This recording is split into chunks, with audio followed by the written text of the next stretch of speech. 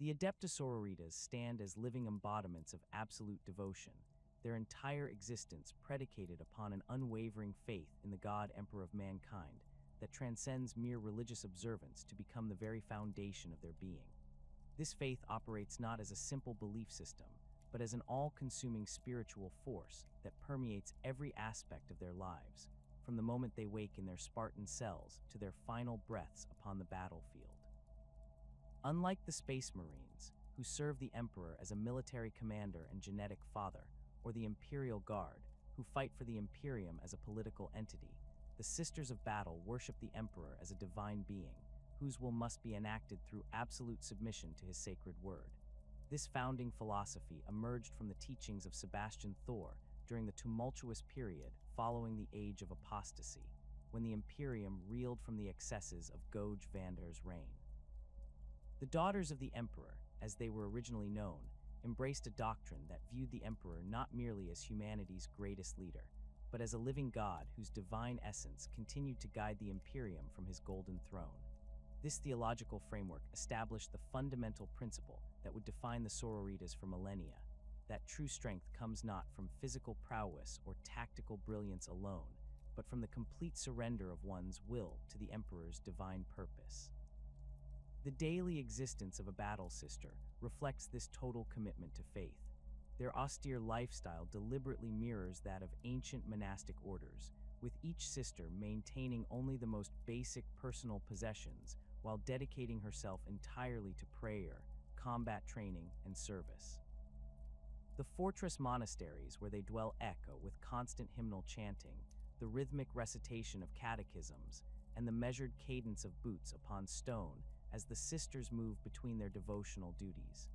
Every meal begins and ends with prayer, every weapon maintenance session includes ritual purification, and every moment of rest serves as an opportunity for spiritual contemplation. This pervasive religious atmosphere creates an environment where the boundaries between the sacred and the mundane dissolve entirely. A sister's bolter becomes as much a holy relic as any piece of ecclesiastical regalia, blessed and consecrated through ritual and prayer. Her power armor bears not only protective ceramic plating, but also sacred scriptures, purity seals, and devotional imagery that transforms her into a walking shrine to the Emperor's glory.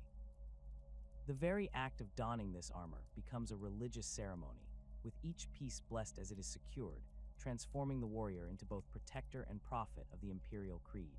The manifestation of the Emperor's divine protection through acts of pure faith represents one of the most distinctive and controversial aspects of Sororitas' doctrine.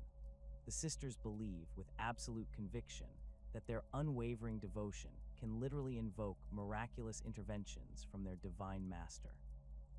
These acts of faith, as they are formally known, transcend the boundaries of rational explanation and venture into the realm of the supernatural, where the strength of belief itself becomes a weapon against the enemies of mankind. Witnesses to these phenomena describe scenes that challenge the very foundations of imperial scientific understanding. Battle sisters have been observed walking unharmed through storms of enemy fire, their faith forming an invisible aegis that turns aside bullets and energy beams. Others have demonstrated impossible feats of strength, lifting fallen rhino transports to rescue trapped comrades, or wielding their weapons with such divine precision that every shot finds its mark regardless of range or battlefield conditions. The most dramatic manifestations involve the literal ignition of the sisters' faith, where their righteous fury burns so intensely that flames engulf their forms without causing harm, turning them into living torches that incinerate heretics and demons through proximity alone. These miraculous occurrences follow no predictable pattern and cannot be summoned at will through ritual or training. Instead, they emerge spontaneously from moments of absolute spiritual clarity, when a sister's devotion reaches such purity that the barrier between the material realm and the Emperor's divine will become permeable. The unpredictability of these manifestations only reinforces the Sororitas' belief in their divine nature, as they view the Emperor's intervention as a gift bestowed upon the truly faithful rather than a power to be commanded. The theological implications of these acts of faith extend far beyond their immediate tactical benefits. They serve as tangible proof in the eyes of the Sororitas, that the Emperor continues to actively participate in the affairs of the Imperium, watching over his faithful servants and intervening when their need is greatest. This belief sustains the sisters through the darkest moments of their existence, providing them with an unshakable conviction that their sacrifices serve a divine purpose and that their deaths in service to the Emperor carry eternal significance. Martyrdom occupies a central position within Sororitas' doctrine, elevated from a tragic necessity of warfare to a sacred aspiration that defines the very essence of their calling. The concept of willing sacrifice for the Emperor's glory permeates every aspect of their training, their prayers, and their battlefield conduct, creating a warrior culture where death in service is not feared, but embraced as the ultimate expression of devotion. This philosophy stems from the fundamental belief that mortal life holds value only insofar as it serves the Emperor's will, and that the transition from earthly service to eternal communion with their divine master represents not loss but transcendence. The martyrological traditions of the Adepta Sororitas draw heavily from the examples set during their earliest days, when the original daughters of the Emperor faced impossible odds against the forces of Goj Vandar's corrupt regime. These founding figures demonstrated that true victory sometimes requires the ultimate sacrifice, that the preservation of faith might demand the destruction of the faithful, and that the emperor's will could be served as effectively through a glorious death as through a long life of service. This doctrine manifests in countless ways throughout Sororitas' culture. Their litanies include detailed recitations of martyred sisters, their names and deeds preserved in sacred memory as examples for the living to follow. Their chapels contain shrines dedicated to fallen comrades, where the weapons and armor of the dead are displayed as relics of their sacrifice. Their battle hymns celebrate not survival, but the glory of dying well, transforming the act of martyrdom from a grim necessity into a triumphant achievement worthy of celebration. The practical implications of this martyrdom-centered worldview extend far beyond mere philosophical contemplation. Battle sisters approach combat with a fearlessness that borders on recklessness by conventional military standards, willingly accepting missions that other imperial forces might consider suicidal. They volunteer for forlorn hope assaults, serve as rear guards during desperate retreats, and position themselves between innocent civilians and overwhelming enemy forces without hesitation or complaint.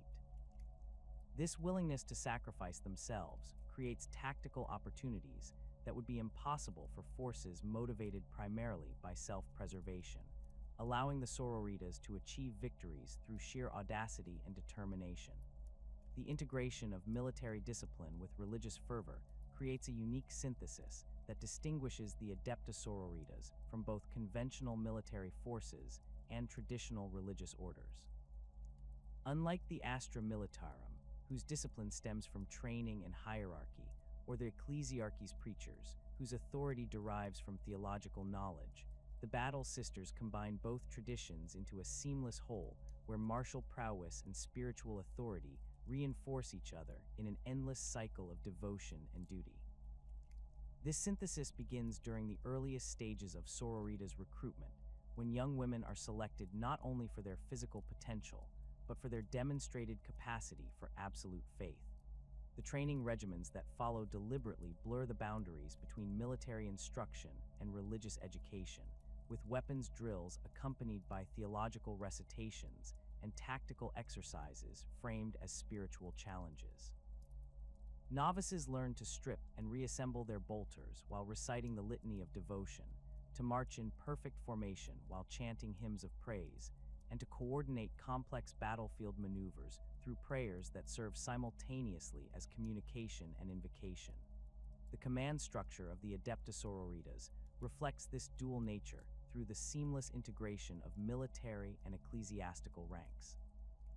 A canoness commands her forces not merely through tactical expertise, but through her recognized spiritual authority, her orders carrying the weight of divine mandate rather than simple military hierarchy. Her subordinates obey not from fear of punishment, but from genuine belief that her commands represent the emperor's will made manifest through mortal agency. This creates a command dynamic where questioning orders becomes tantamount to questioning faith itself, resulting in levels of unit cohesion and battlefield coordination that exceed even the legendary discipline of the Space Marines. The warrior nun archetype, embodied by the Battle Sisters, represents more than a simple combination of military and religious roles. These women serve as living bridges between the secular and sacred aspects of imperial society, capable of delivering sermons with the same authority they bring to tactical briefings, and conducting religious ceremonies with the precision they apply to military operations. Their presence on the battlefield transforms combat from a purely military endeavor into a religious crusade, where every enemy killed becomes an offering to the Emperor, and every objective secured represents the expansion of his divine domain. This dual role extends beyond the battlefield into the broader imperial community, where Battle Sisters serve as both protectors and spiritual guides for civilian populations. They conduct religious services in war-torn sectors, provide counsel to imperial officials facing difficult decisions, and serve as living examples of the Emperor's power for populations whose faith might otherwise waver in the face of adversity. Their power armor becomes as familiar a sight in cathedral naves as on battlefield frontlines, their hymns as likely to be heard during religious festivals as during combat operations. The theological training that accompanies their military education ensures that every battle sister possesses not only the skills necessary for warfare, but also the knowledge required for ecclesiastical duties. They memorize vast portions of the imperial creed, study the lives and teachings of imperial saints, and develop the rhetorical skills necessary to deliver sermons and conduct religious ceremonies. This education creates warrior theologians capable of defending the faith through both word and deed, equally prepared to refute heretical doctrine through scholarly debate or to silence heretics through the application of blessed bolt rounds. The transformation of the daughters of the Emperor into the Adepta Sororitas cannot be understood without examining the catastrophic period known as the Age of Apostasy, when the Imperium nearly tore itself apart through the megalomaniacal ambitions of a single man. Goj Vander's rise to power represented one of the darkest chapters in imperial history, a time when corruption reached its zenith within the highest echelons of Terra's government and threatened to destroy everything the Emperor had built during the Great Crusade. Vander's ascension began through seemingly legitimate channels within the Administratum, where his bureaucratic efficiency and ruthless elimination of inefficiencies earned him rapid promotion through the ranks. His appointment as master of the Administratum placed him in control of the Imperium's vast civilian bureaucracy, a position that granted him unprecedented access to information and resources across countless worlds. However, Vander's ambitions extended far beyond administrative reform, and he began systematically eliminating rivals while consolidating power under his direct control. The pivotal moment came when Vander engineered his appointment as Ecclesiarch, the supreme leader of the imperial cult, through a combination of political maneuvering, blackmail, and outright assassination. This unprecedented concentration of both secular and religious authority in a single individual violated the fundamental principles established after the Horus Heresy to prevent such dangerous accumulations of power. As both master of the Administratum and Ecclesiarch, Vander wielded control over the Imperium's civilian government and its primary religious institution, creating a theocratic dictatorship that answered to no authority save his own twisted interpretation of the Emperor's will. The corruption that followed Vander's consolidation of power manifested in increasingly bizarre and destructive ways throughout the Imperium. He declared himself the voice of the Emperor on Terra, claiming direct divine inspiration for his increasingly erratic decrees. Massive construction projects consumed entire planetary economies to build monuments to Vander's glory, while punitive taxes stripped worlds of their resources to fund his growing paranoia. The Ecclesiarchy's traditional role as spiritual guide transformed into an instrument of oppression, with preachers delivering sermons that praised Vander's wisdom while condemning any questioning of his authority as heretical blasphemy. Vander's paranoia reached pathological levels as opposition to his rule began manifesting across the Imperium. He surrounded himself with increasingly elaborate security measures, transforming the ecclesiarchal palace into a fortress bristling with defensive systems and garrisoned by fanatically loyal troops. His personal guard evolved into a private army answerable only to his direct commands, while networks of informants and assassins eliminated perceived threats before they could organize effective resistance.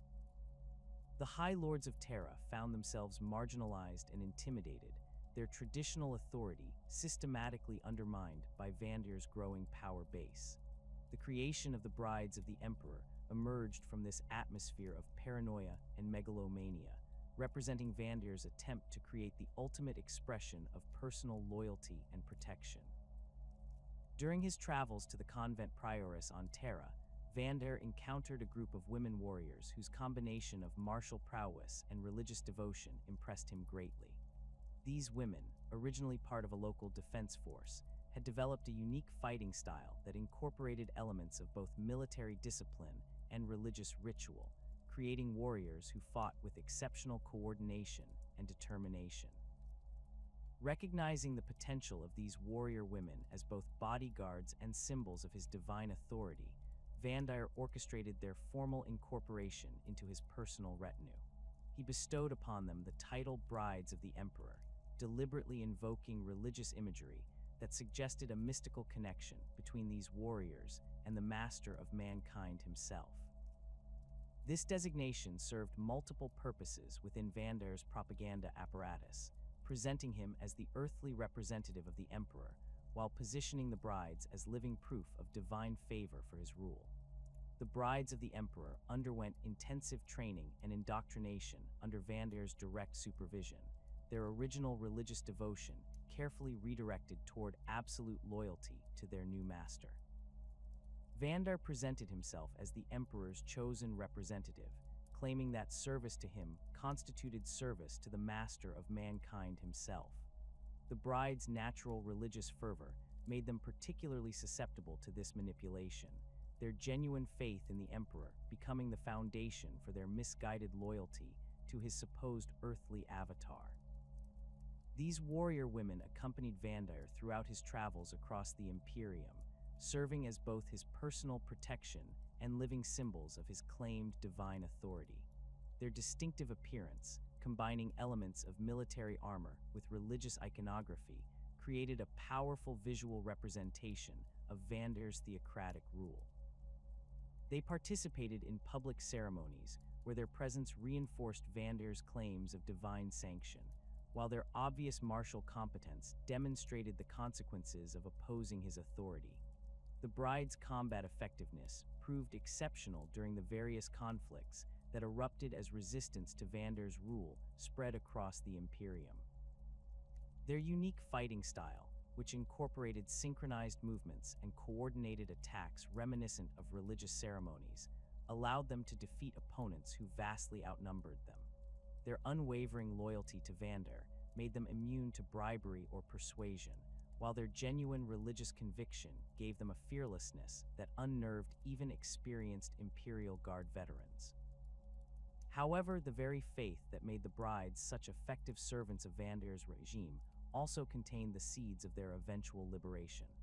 Their devotion to the emperor remained genuine despite their misguided loyalty to Vandir, creating an internal contradiction that would prove decisive when they finally encountered someone who could demonstrate the true nature of their master's corruption.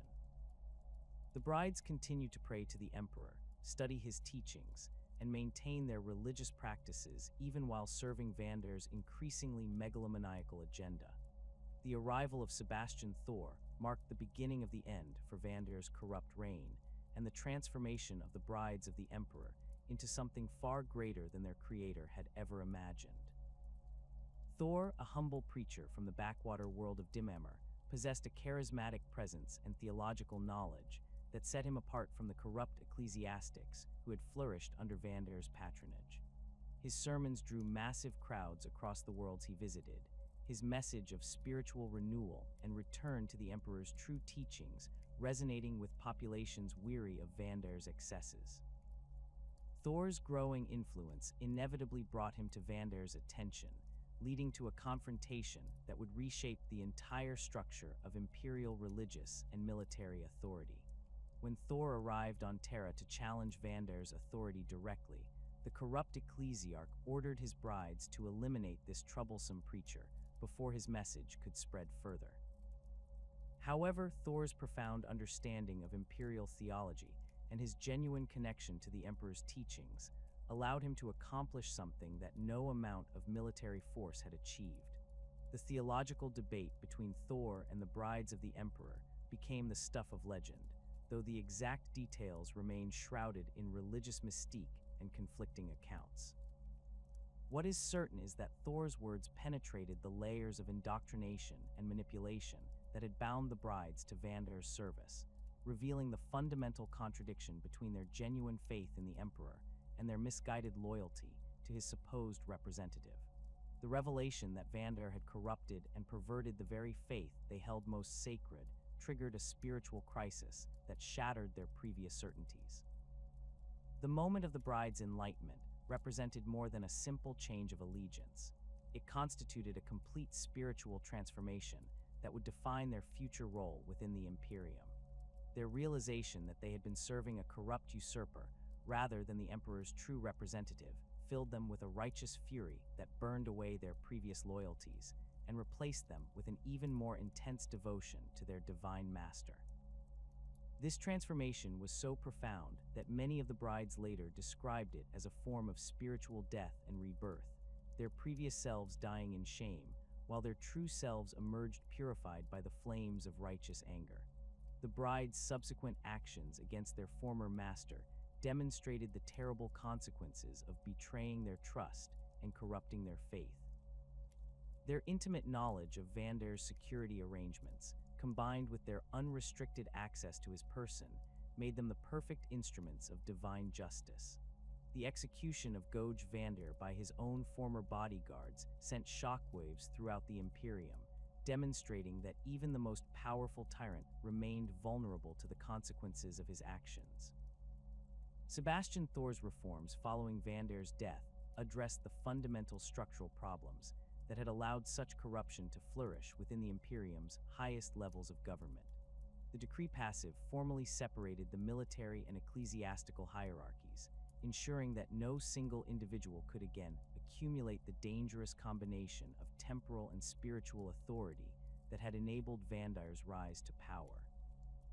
This separation required the complete reorganization of the Imperium's religious and military institutions, creating new checks and balances designed to prevent future abuses. The transformation of the former brides of the Emperor into the Adepta Sororitas represented one of the most significant aspects of Thor's comprehensive reforms. Rather than simply disbanding these warrior women or incorporating them into existing military structures, Thor recognized their unique potential as a new type of imperial institution that could serve both military and religious functions without violating the principles of the decree passive. The Adepta Sororitas would answer to the Ecclesiarchy for matters of faith and doctrine, while maintaining their own independent command structure for military operations.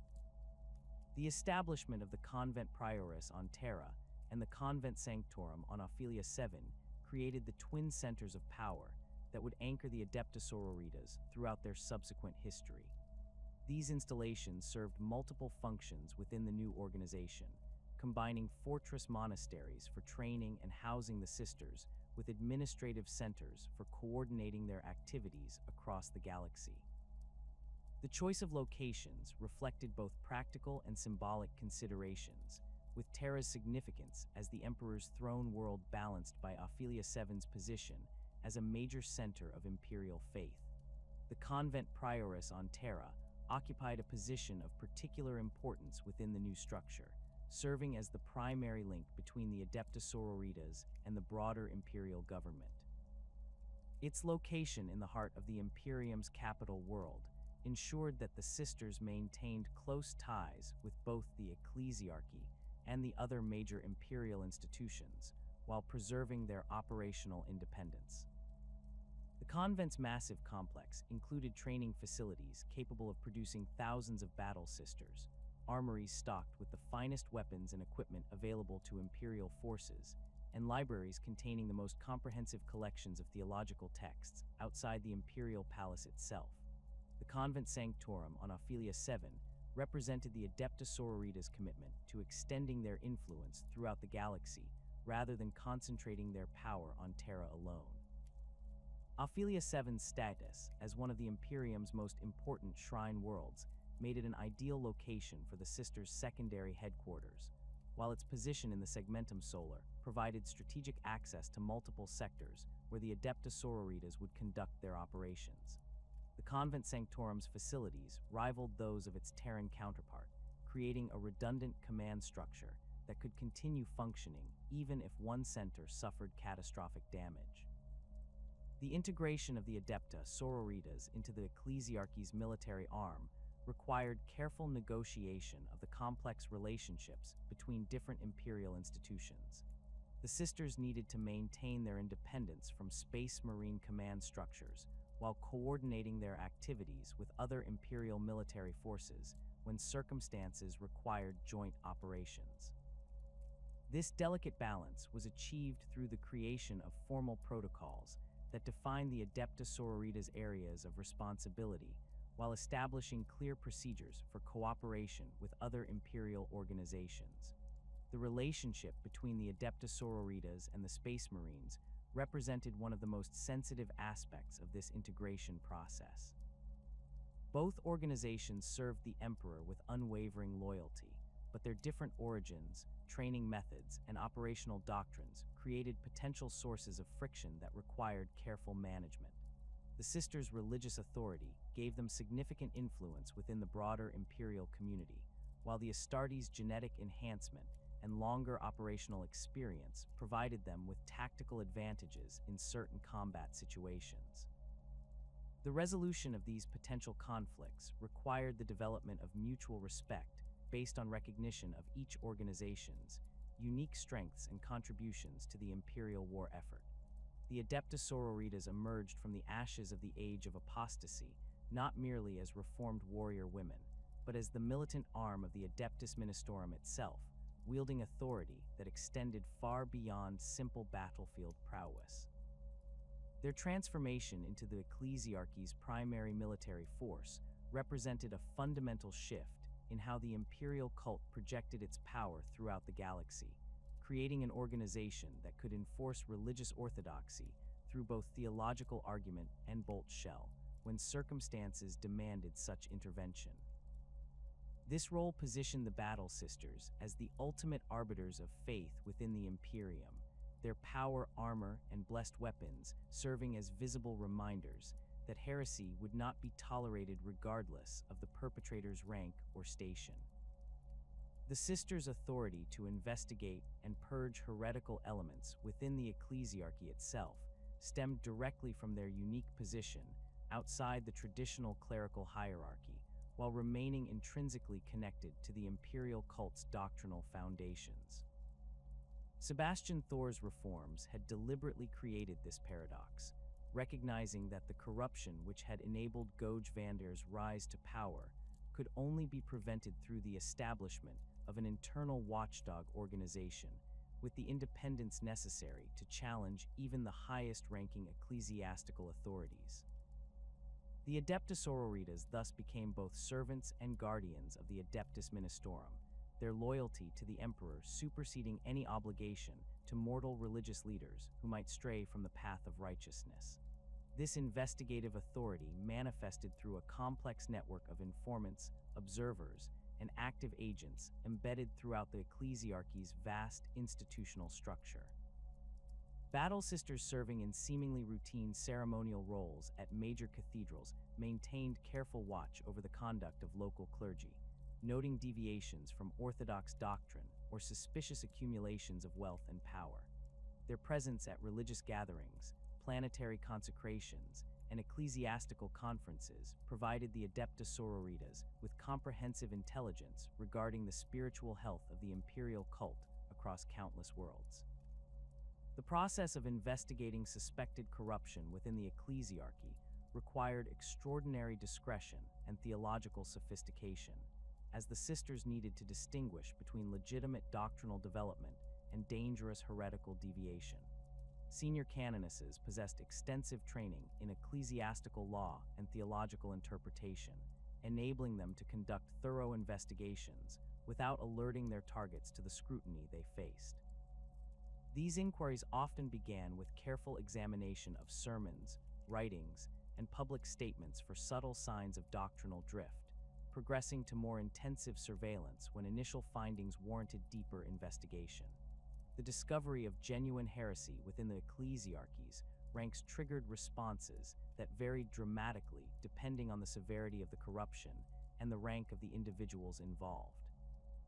Minor infractions might result in private correction and mandatory theological re-education, with the offending cleric assigned a battle sister advisor to ensure their return to orthodox thinking. More serious cases demanded formal ecclesiastical trials, where the accused faced panels of canonesses armed with comprehensive knowledge of imperial doctrine and the authority to impose punishments ranging from demotion to execution. The purging of corrupt cardinals represented the most sensitive and dangerous aspect of the sisters' internal policing function, as these high-ranking ecclesiastics often possessed significant political connections and resources that could be turned against their accusers. The Adepta Sororitas approached such cases with meticulous preparation, gathering irrefutable evidence of heretical activity while simultaneously securing support from loyal elements within the Ecclesiarchy's hierarchy. The actual confrontation typically involved overwhelming force designed to prevent the target from escaping or rallying supporters, with entire companies of battle sisters surrounding suspected locations, while seraphim squads secured potential escape routes. The execution of corrupt ecclesiastical authorities served not merely as punishment for individual transgressions, but as powerful demonstrations of the Adepta Sororitas' commitment to maintaining doctrinal purity throughout the imperial cult. These public displays of divine justice reinforced the message that no individual, regardless of rank or influence, remained beyond the reach of the emperor's judgment when delivered through his faithful daughters. The sight of a cardinal or bishop kneeling before a canoness superior, while battle sisters chanted litanies of condemnation, created lasting impressions on witnesses, ensuring that news of such events spread throughout the Ecclesiarchy's networks as warnings against similar corruption.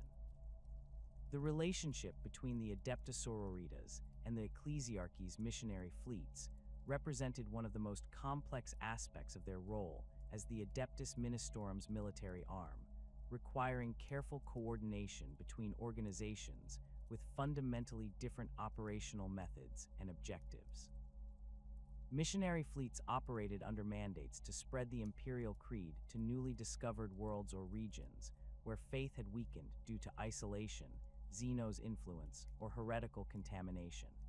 These expeditions typically included hundreds of preachers, confessors, and support personnel aboard massive cathedral ships equipped with everything necessary to establish permanent imperial cult presence on target worlds. The integration of battle sisters into missionary operations transformed these expeditions from purely evangelical endeavors into formidable military campaigns capable of enforcing conversion through both persuasion and violence. Companies of Adepta Sororitas aboard missionary vessels provided protection against the numerous threats such expeditions faced during their journeys through dangerous regions of space, while their presence during initial contact with new populations demonstrated the serious consequences of rejecting the Emperor's word. The sisters' distinctive power armor and ceremonial weapons created powerful visual impressions on primitive populations, their appearance reinforcing missionary sermons about the Emperor's divine power and the benefits of accepting his protection. The establishment of shrine worlds represented another crucial intersection between the Adepta Sororitas and broader Ecclesiarchy operations, as these sacred locations required constant protection from both external threats and internal corruption. Shrine worlds served as focal points for imperial faith throughout their respective sectors, their massive cathedral complexes, holy relics, and pilgrimage sites drawing millions of faithful visitors annually. The economic and spiritual significance of these worlds made them prime targets for heretical cults, Xenos raiders, and chaos incursions, necessitating permanent battle sister garrisons capable of responding to threats ranging from subtle infiltration to open warfare. The defense of shrine worlds required the Adepta Sororitas to maintain delicate relationships with local Imperial Guard regiments, planetary defense forces, and civilian authorities, while preserving their primary loyalty to the Ecclesiarchy's interests. Battle sisters stationed on these worlds often found themselves serving multiple roles simultaneously, conducting regular patrols through pilgrimage routes while participating in religious ceremonies, investigating reports of heretical activity while coordinating with military commanders, and maintaining their own training regimens while supervising the spiritual education of local populations. Cathedral complexes throughout the Imperium served as regional headquarters for Ecclesiarchy operations, their massive structures housing everything from theological libraries to weapons manufactorums capable of producing specialized equipment for battle sister forces. These installations required sophisticated security arrangements that balanced accessibility for legitimate religious activities with protection against infiltration by hostile elements.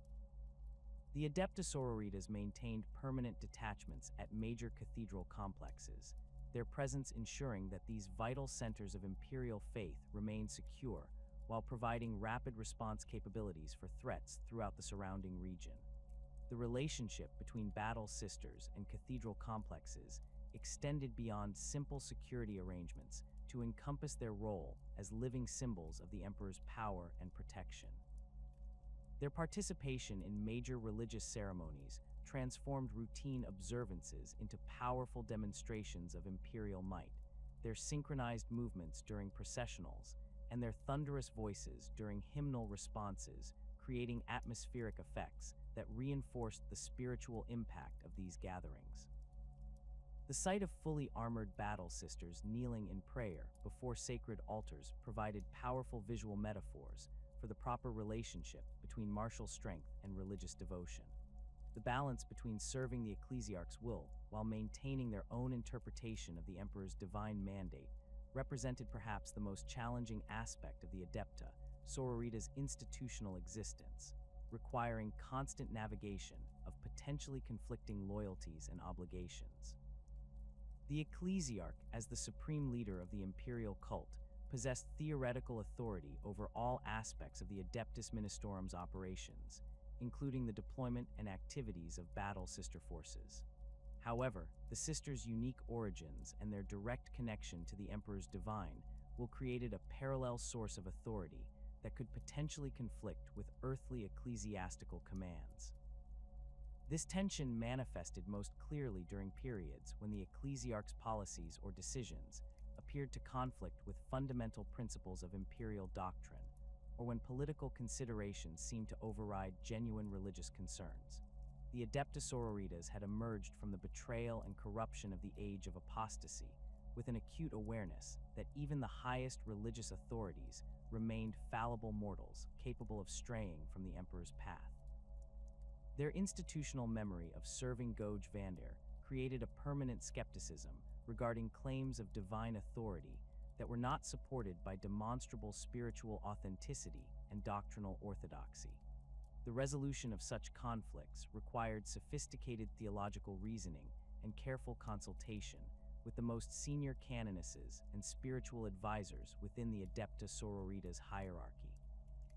These deliberations often involved extensive study of imperial doctrine, examination of historical precedents, and intensive prayer sessions designed to discern the Emperor's true will regarding the disputed matter.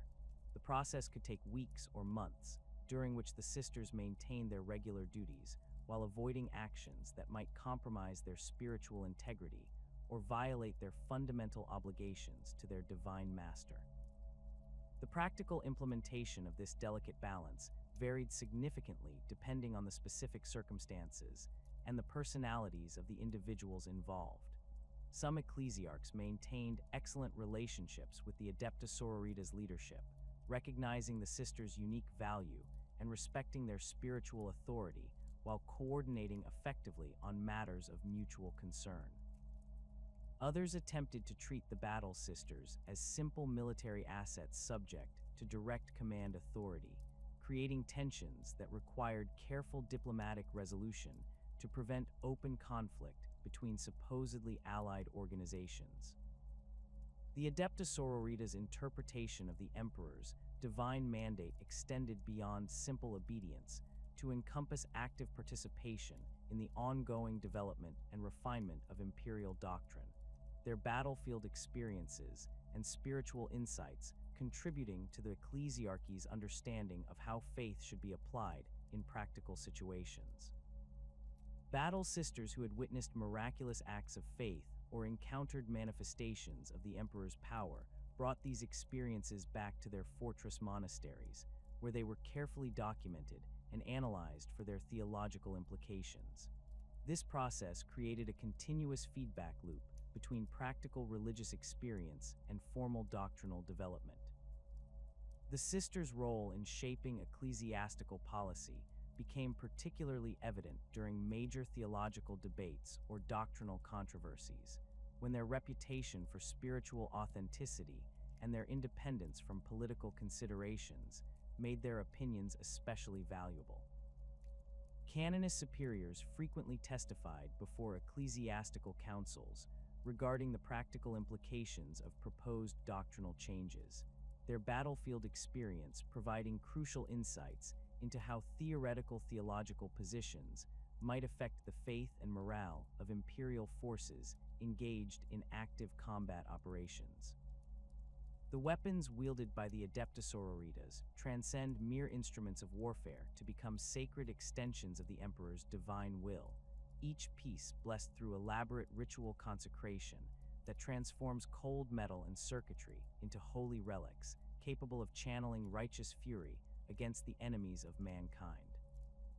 Every bolter, flamer, and melta-weapon that enters the sisters' armories undergoes extensive purification ceremonies conducted by the most senior canonesses and ecclesiarchy officials, their surfaces inscribed with protective wards, devotional scriptures, and microscopic prayer scrolls that invoke the Emperor's protection for both weapon and wielder. The Blessed Bolter represents the primary armament of battle sisters throughout the galaxy, its distinctive design incorporating both practical military engineering and elaborate religious iconography that marks it as fundamentally different from the standard pattern weapons issued to Imperial Guard regiments or PDF forces. These weapons feature reinforced barrels inscribed with litanies of accuracy, their stocks carved with devotional imagery depicting the Emperor's triumph over heresy and corruption. The metal itself bears the marks of ritual consecration, blessed oils worked into its surface through ceremonial applications that leave permanent stains resembling tears of divine sorrow for humanity's fallen state. The ammunition used by the Adepta Sororitas receives equal attention during the consecration process, each bolt shell individually blessed by ordained priests before being sealed within sanctified magazines. These rounds bear microscopic etchings of holy symbols on their tips, while their explosive cores contain trace amounts of blessed promethium that creates distinctive flame patterns when detonated within heretical flesh. The mass-reactive nature of bolter ammunition makes it particularly effective against lightly armored targets, the shells penetrating surface protection before exploding within the target's body cavity to create devastating internal damage that few enemies can survive. The ritual maintenance of these blessed bolters requires specialized knowledge that combines technical expertise with theological understanding, as battle sisters must preserve both the weapon's mechanical functionality and its spiritual potency through regular ceremonies of renewal and purification. Each sister maintains her personal weapon according to strict protocols established by the Adeptus Mechanicus and refined by centuries of Adepta Sororitas tradition, disassembling the bolter completely during weekly maintenance sessions while reciting specific prayers for each component. The cleaning process involves blessed oils and sacred unguents that protect the weapon's internal mechanisms while reinforcing its spiritual defenses against corruption. Flamer weapons hold particular significance within the Adepta Sororitas arsenal, their purifying flames serving as both practical tools for clearing fortified positions and powerful symbols of the Emperor's cleansing light, burning away the darkness of heresy and corruption.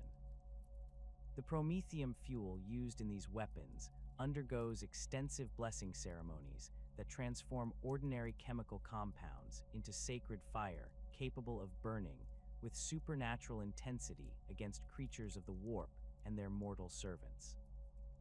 The distinctive blue-white flames produced by sanctified promethium create psychological effects that extend far beyond their physical damage, their appearance triggering primal fears in heretics and cultists who recognize the divine nature of their destruction. The heavy flamer variant carried by specialized battle sister squads features enlarged fuel tanks and reinforced nozzles capable of projecting streams of blessed fire across greater distances, their increased capacity allowing sustained operations during extended purification campaigns. These weapons require additional consecration rituals due to their enhanced destructive potential, their fuel systems blessed by senior canonesses who invoke the Emperor's protection against the weapon's own dangerous energies. The weight and bulk of heavy flamers necessitates specialized training regimens that prepare battle sisters for the unique challenges of wielding these devastating weapons while maintaining the mobility and coordination essential to their combat doctrine. Hand flamers serve as secondary weapons for battle sisters operating in close-quarters environments where full-sized flamers might prove unwieldy, or where the tactical situation requires rapid transitions between ranged and melee combat. These compact weapons sacrifice range and fuel capacity for improved maneuverability, their shortened barrels, and reduced weight allowing battle sisters to wield them single-handed while maintaining their primary weapons or engaging in hand-to-hand combat. The blessed promethium used in hand flamers burns with particular intensity due to its concentrated nature, creating brief but devastating bursts of purifying flame that can clear corridors or eliminate clusters of weak enemies.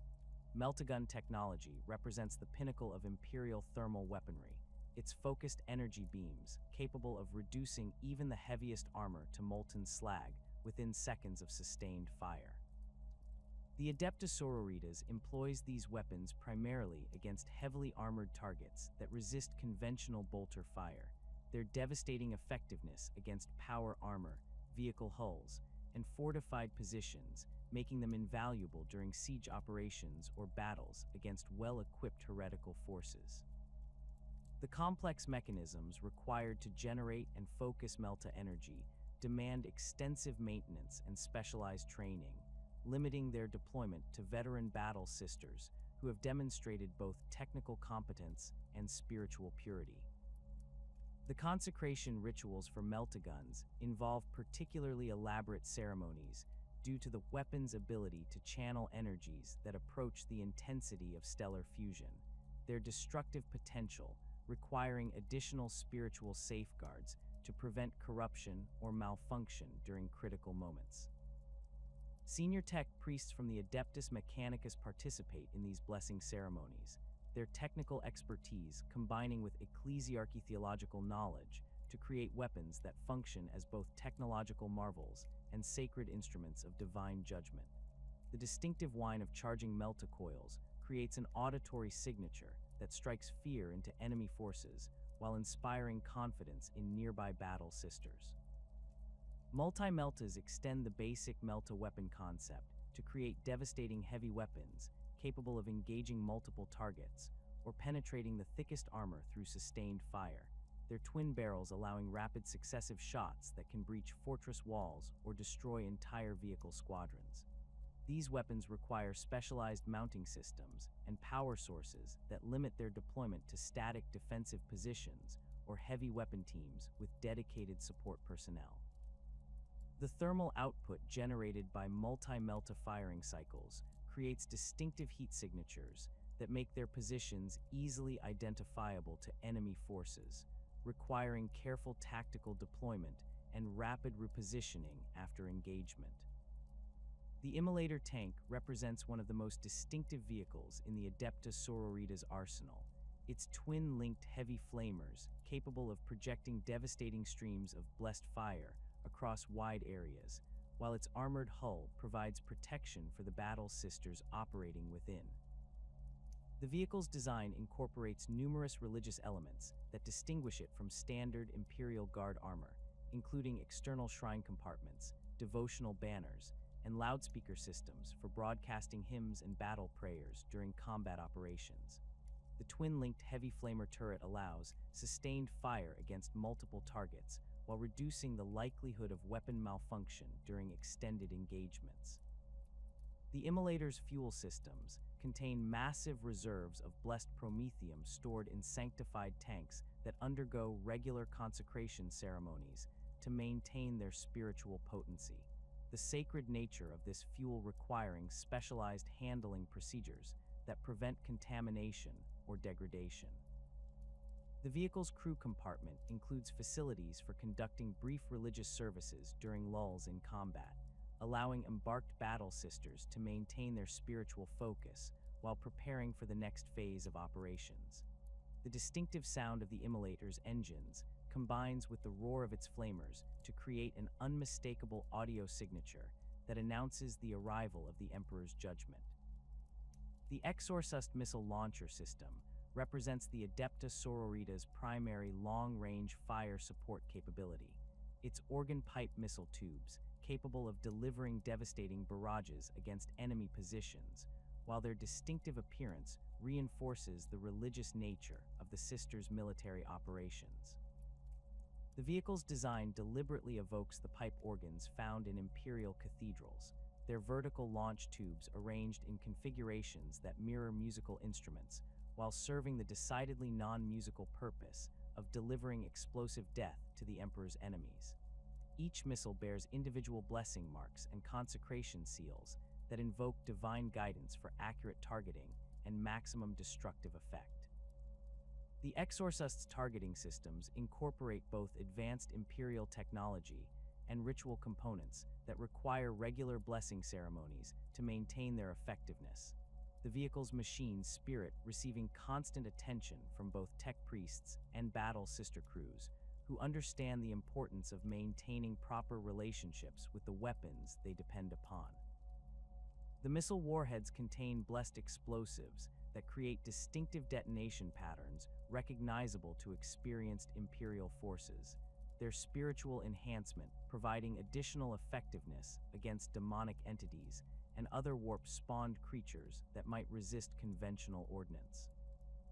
The loading and firing procedures for Exorcist systems involve elaborate ritual elements that transform routine military operations into acts of religious devotion, each missile blessed individually before loading, while the crew recites appropriate prayers for successful targeting and enemy destruction. The distinctive shriek of launching missiles creates psychological effects that extend far beyond their physical impact, the sound serving as both warning to enemies and inspiration to allied forces who recognize the arrival of divine retribution. The vehicle's reload cycles require careful coordination between crew members who must maintain both mechanical precision and spiritual focus throughout extended bombardment missions. Sacred relics carried by Battle Sister forces range from fragments of ancient saints' remains to legendary weapons blessed by the Emperor himself during the earliest days of the Imperium, each artifact representing a tangible connection to the divine power that guides and protects the Adepta Sororitas during their most dangerous missions. These relics undergo constant veneration and protection, their presence on the battlefield serving both practical and spiritual functions that enhance the combat effectiveness of nearby battle sisters, while providing focal points for acts of faith that can turn the tide of desperate battles. The Simulacrum Imperialis represents one of the most common sacred relics carried by battle sister forces, its distinctive eagle-winged design incorporating actual fragments of the Golden Throne's construction materials that create a direct spiritual link to the Emperor's presence on Terra. These banners require specialized bearers who who undergo extensive training in both their proper handling and the ritual obligations associated with their presence on the battlefield, their carriers accepting the sacred duty of preserving these irreplaceable artifacts even at the cost of their own lives. The sight of a simulacrum Imperialis advancing through enemy fire creates powerful morale effects among Imperial forces, while striking fear into heretical opponents who recognize the divine authority these relics represent. Book relics containing the preserved writings of Imperial saints provide battle sisters with access to theological wisdom and spiritual guidance during the chaos of combat operations, their blessed pages offering inspiration and tactical insights drawn from centuries of faithful service to the Emperor.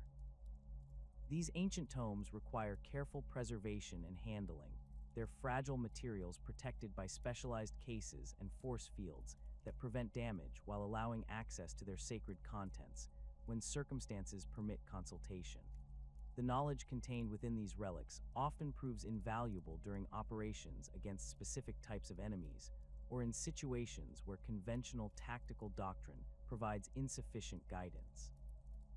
Weapon relics represent perhaps the most dramatic category of sacred artifacts employed by the Adepta Sororitas, their legendary power weapons and blessed firearms carrying histories that span millennia of faithful service in the Emperor's name.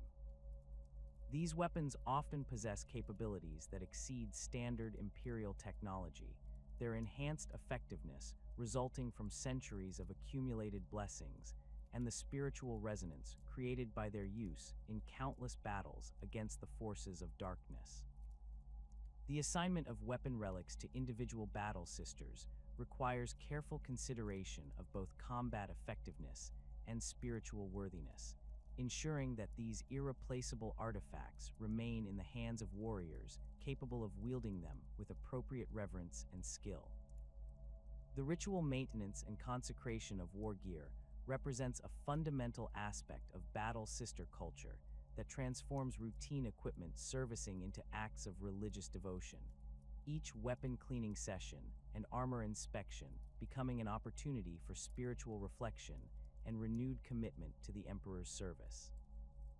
These ceremonies follow elaborate protocols established over millennia of Adepta Sororitas tradition, their precise execution ensuring both the mechanical reliability of equipment and its continued spiritual potency against the corrupting influences that threaten all Imperial forces operating in hostile environments.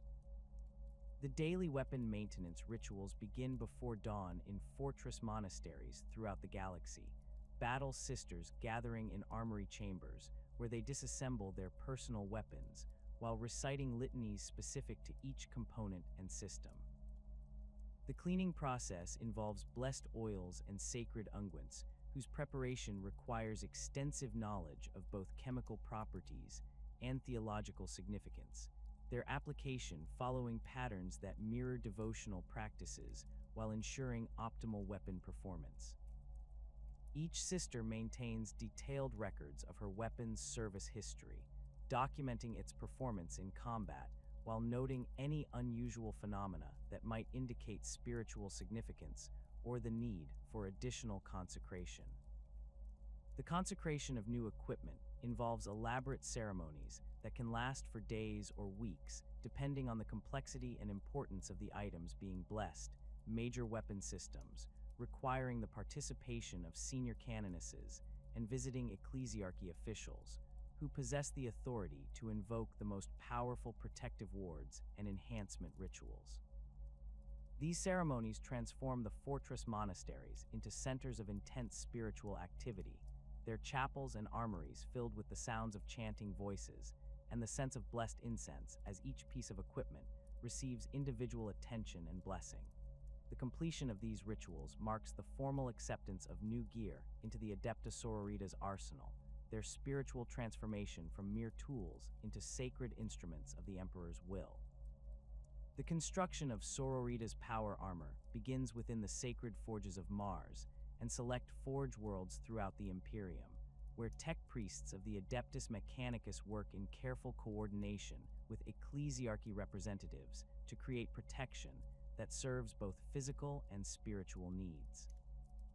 Unlike the mass-produced carapace armor issued to Imperial Guard stormtroopers or the standardized patterns used by planetary defense forces, each suit of Sororitas power armor receives individual attention from the moment its first ceramite plates are cast in blessed foundries.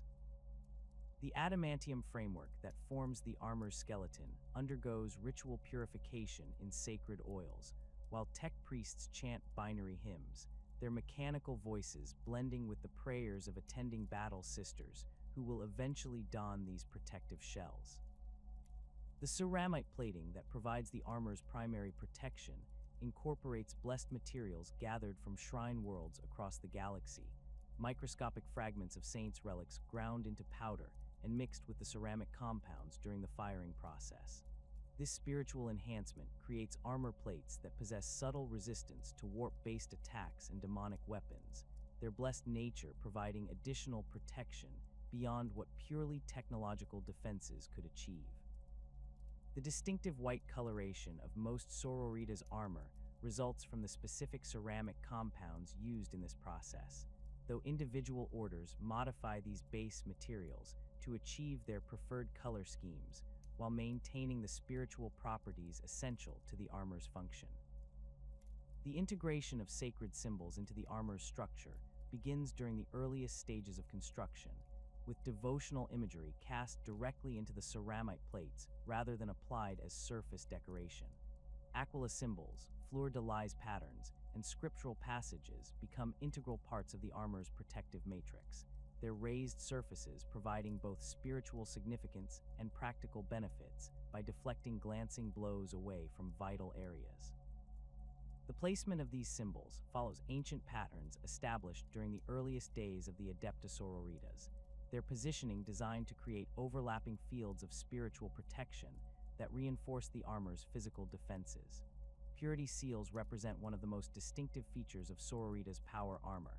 These wax-sealed parchment strips bearing prayers, oath marks, and blessing inscriptions that accumulate throughout a battle sister's career. Each seal commemorates a specific achievement, blessing, or spiritual milestone, creating a visual record of the wearer's devotion and service history that can be read by experienced observers. The wax used to create these seals contains blessed materials that help maintain their integrity even under extreme combat conditions, while the parchments themselves bear microscopic scriptural text written in blessed inks that invoke continued protection for the armor's wearer. The application of purity seals follows strict protocols that govern their placement, content, and spiritual significance, with senior canonesses maintaining detailed records of which battle sisters have earned the right to bear specific types of seals. Combat honors, acts of particular devotion, successful completion of dangerous missions, and demonstrations of exceptional faith all merit different categories of purity seals, their accumulation serving as a visible measure of a battle sister's spiritual development and combat experience. The most veteran warriors carry dozens of these sacred markers, their armor transformed into mobile shrines that inspire nearby allies while demonstrating the wearer's proven dedication to the Emperor's service. Devotional inscriptions cover virtually every surface of Sororita's power armor, from major scriptural passages etched into chest plates to microscopic prayer texts inscribed on individual bolt heads and armor joints. These inscriptions serve multiple purposes within the armor's overall design philosophy, providing spiritual protection through constant invocation of the Emperor's name, while creating psychological effects that reinforce the wearer's faith during combat stress. The text selection for these inscriptions requires extensive theological knowledge, with different passages chosen for specific armor locations based on their spiritual significance and protective properties. The shoulder plates of Sororita's armor typically bear the largest and most prominent inscriptions, their curved surfaces providing ideal canvases for major devotional texts that can be read by allies and enemies alike during combat operations. These passages often include excerpts from the Imperial Creed, quotations from revered saints, or personal oath marks specific to the individual battle sister wearing the armor. The visibility of shoulder inscriptions serves tactical purposes by allowing rapid identification of unit affiliations and command structures, while reinforcing the religious nature of Sororitas' military operations through constant display of sacred text. The helmet design of Sororitas' power armor represents perhaps the most distinctive visual element that separates it from Astartes' patterns, incorporating feminine facial features and elaborate decorative elements that transform functional protection into works of devotional art. The faceplates feature sculpted cheekbones, defined lip lines, and eye socket configurations that maintain the wearer's feminine identity while providing comprehensive ballistic protection. These aesthetic choices reflect the Adepta Sororitas' rejection of the anonymous, uniform appearance favored by Space Marine forces, instead emphasizing the individual humanity of each battle sister beneath her armor. The helmet's breathing apparatus incorporates vox grills designed to enhance the projection of hymns and battle prayers during combat operations, their acoustic properties allowing battle sister voices to carry across battlefield din while maintaining clarity and emotional impact. Internal speakers can amplify these vocalizations to create overwhelming psychological effects on enemy forces, the combined voices of an entire battle sister squad creating thunderous choruses that shake enemy morale while inspiring nearby Imperial forces. The helmet's internal systems include specialized filters that protect against chemical weapons and toxic atmospheres while preserving the wearer's ability to taste blessed oils and sacred incense during battlefield ceremonies. The gorget area receives particular attention during armor construction, its position protecting the vulnerable neck region while providing space for elaborate decorative elements that reinforce the armor's religious significance. Many gorgets feature miniature shrine compartments containing sacred relics or blessed oils, their presence providing additional spiritual protection while creating focal points for personal devotion during quiet moments between combat operations. The gorget's design often incorporates chain elements that echo the chainmail worn by ancient knights, creating visual connections to historical traditions of religious warfare that predate the Imperium's founding. The torso armor of Sororitas' power suits features distinctive breastplate configurations that accommodate feminine physiology while maintaining maximum protective coverage. The sculpted ceramite providing both functional protection and symbolic representation of the battle sister's identity as a woman warrior in the Emperor's service. The chest plates often incorporate elaborate relief work depicting scenes from Imperial history, saints' lives, or symbolic representations of divine protection, their raised surfaces serving both aesthetic and practical purposes by deflecting incoming fire away from vital organs. The backpack power source that drives Sororitas' armor systems receives extensive blessing and consecration, its fusion reactor core blessed by senior tech priests, while canonesses invoke protective wards against mechanical failure and spiritual corruption. The power distribution systems throughout the armor incorporate blessed conductors and sanctified circuit pathways that resist both physical damage and warp-based interference, their spiritual enhancement providing additional reliability during extended operations in hostile environments. The distinctive humming sound produced by active Sororitas' power armor results from these blessed components, their harmonic frequencies creating subtle psychological effects that calm the wearer while unsettling enemies. The articulation systems that provide mobility within Sororitas' power armor represent masterworks of Imperial engineering, their servo motors and joint assemblies calibrated to accommodate the specific movement patterns and combat techniques favored by battle sister forces. Unlike Astartes' armor, which prioritizes raw strength enhancement, Sororitas' systems emphasize grace, precision, and coordinated movement that supports their distinctive fighting style. The armor's response characteristics allow battle sisters to perform complex ceremonial movements during religious observances while maintaining full combat effectiveness when situations demand rapid transitions to warfare. The gauntlet design incorporates both practical weapon interface systems and symbolic elements that reinforce the wearer's role as an instrument of divine will. Their fingertip sensors allowing precise manipulation of blessed weapons and sacred artifacts while maintaining full environmental protection. The palm areas often feature embedded aquila symbols or other devotional imagery that becomes visible when the wearer raises her hands in prayer or blessing gestures, creating powerful visual effects during religious ceremonies. Internal haptic feedback systems provide enhanced tactile sensation that allows battle sisters to perform delicate tasks while fully armored, from handling ancient manuscripts to administering medical aid to wounded allies.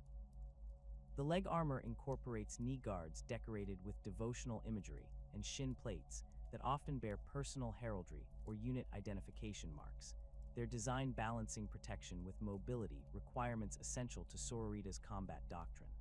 The boots feature reinforced soles capable of withstanding extreme temperatures and corrosive environments while maintaining the grip necessary for rapid movement across varied terrain types.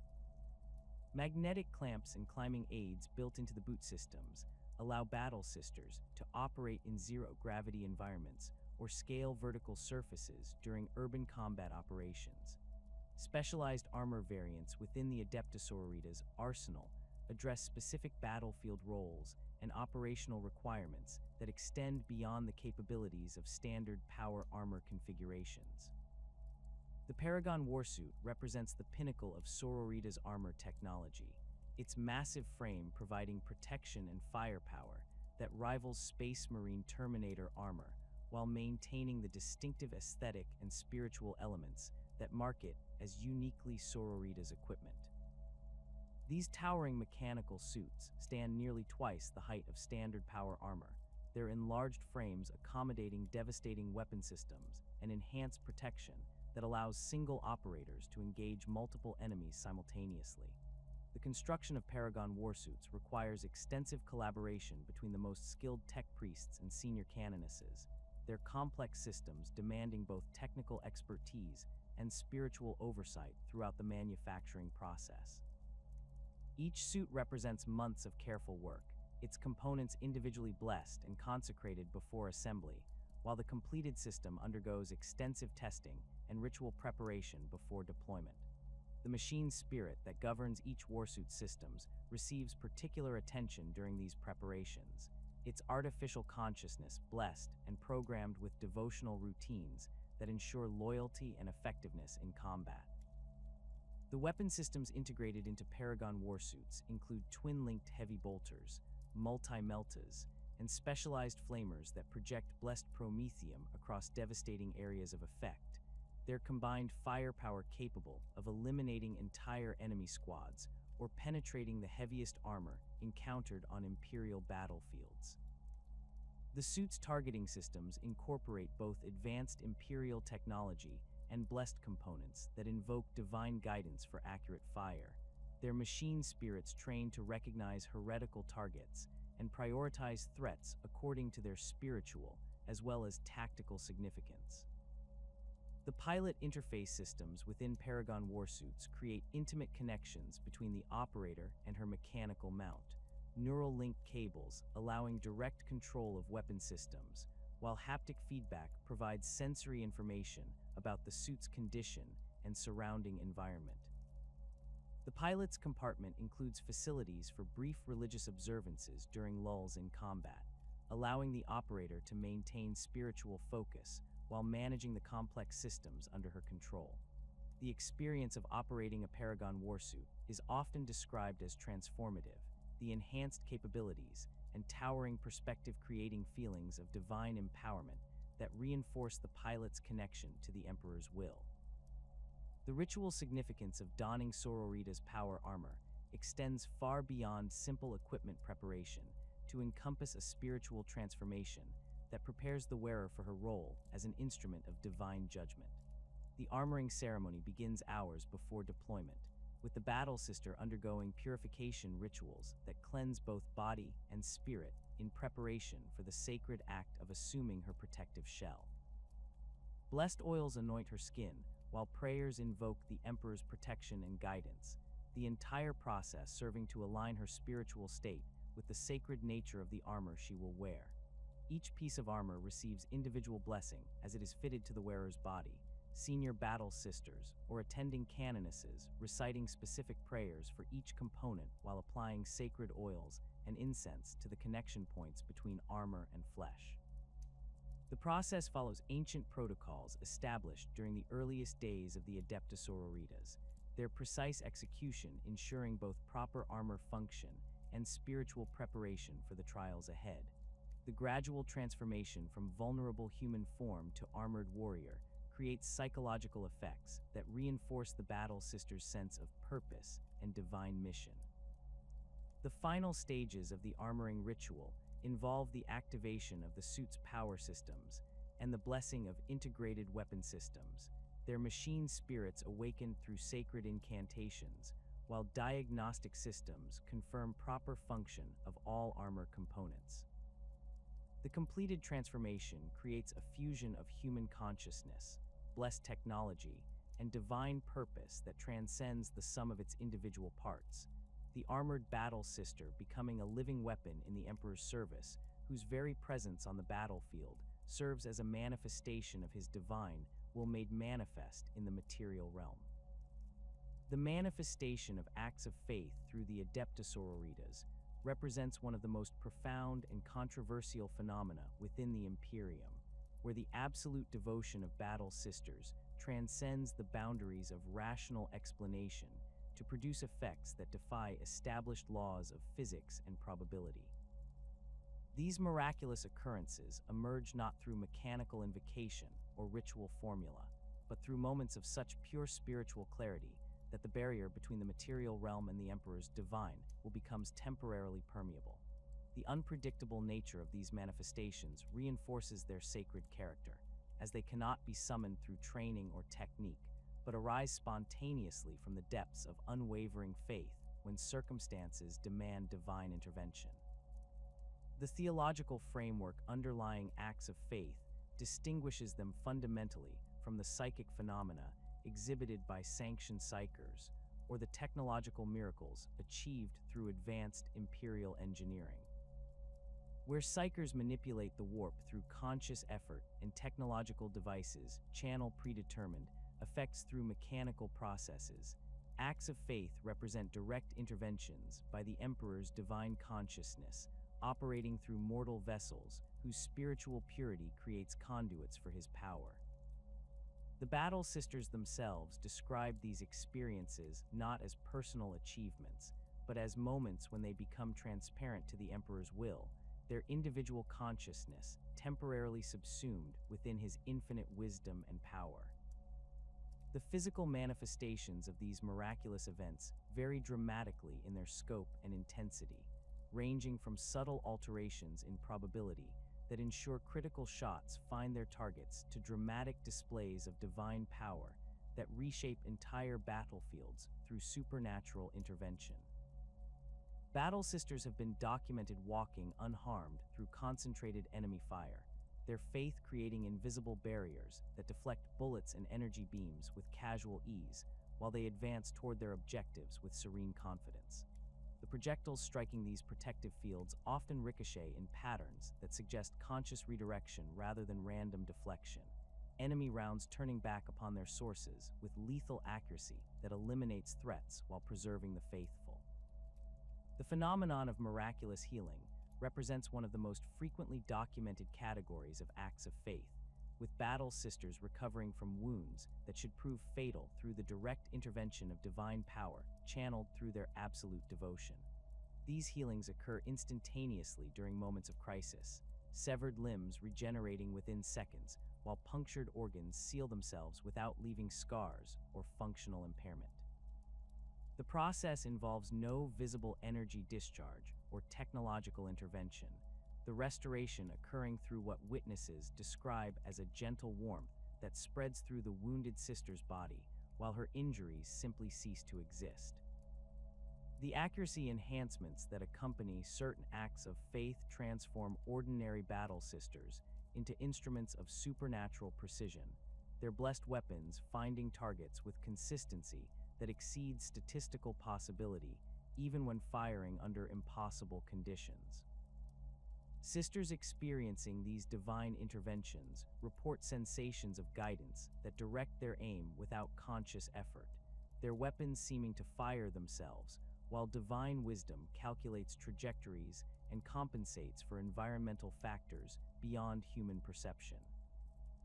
Enemy forces taking cover behind solid barriers discover that blessed rounds penetrate their protection through minute gaps that should provide no line of sight, the projectiles following impossible paths that demonstrate the Emperor's ability to suspend natural laws when protecting his faithful servants.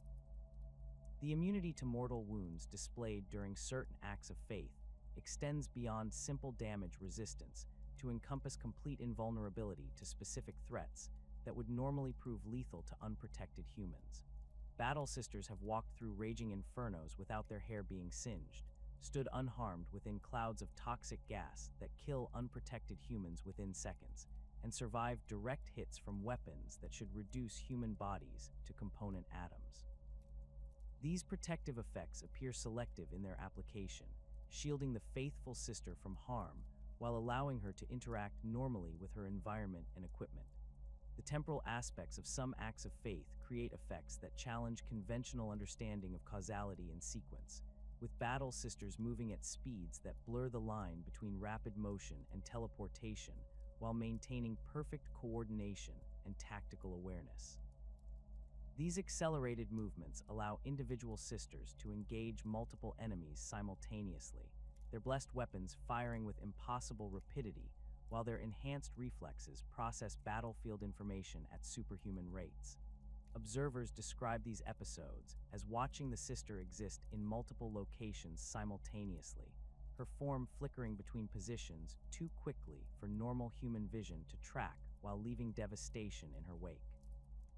The theological debate within the Ecclesiarchy regarding the true nature of these miraculous manifestations has raged for millennia without reaching definitive conclusions, creating factions within the imperial cult that interpret the same phenomena through radically different doctrinal frameworks. The Orthodox position maintains that acts of faith represent direct interventions by the Emperor's divine consciousness, his infinite power operating through mortal vessels whose spiritual purity creates channels for his will to manifest within the material realm. This interpretation views each miraculous event as proof of the Emperor's continued active participation in imperial affairs, his divine attention focused upon the faithful servants who demonstrate absolute devotion to his sacred cause. The alternative interpretation suggests that acts of faith might represent previously unknown forms of psychic phenomena that manifest through collective belief rather than individual psychic talent. The concentrated faith of Battle Sister, units creating localized alterations in reality that produce effects indistinguishable from divine intervention. Proponents of this theory point to the rarity of solitary acts of faith compared to manifestations that occur within groups of Battle Sisters, suggesting that the combined spiritual energy of multiple faithful individuals might generate sufficient psychic pressure to breach the barriers between thought and reality. The implications of this psychic interpretation create significant theological complications for Ecclesiarchy doctrine, as it suggests that the Emperor's divine power might operate through mechanisms that share fundamental characteristics with the warp-based abilities wielded by sanctioned psychers and chaos sorcerers. The possibility that acts of faith represent sophisticated applications of psychic energy channeled through religious belief rather than direct divine intervention challenges core assumptions about the nature of imperial spirituality and the Emperor's relationship with his mortal servants. The debate intensifies when examining the documented instances where acts of faith have manifested in the presence of psychic nulls or within areas affected by anti-psychic fields, phenomena that should theoretically prevent any warp-based effects from occurring. These cases provide strong evidence for the Orthodox interpretation while creating significant problems for theories that attempt to explain miraculous events through conventional psychic mechanisms. The ability of acts of faith to function normally in environments that suppress psychic activity suggests that they operate through channels that exist independently of the warp and its associated phenomena.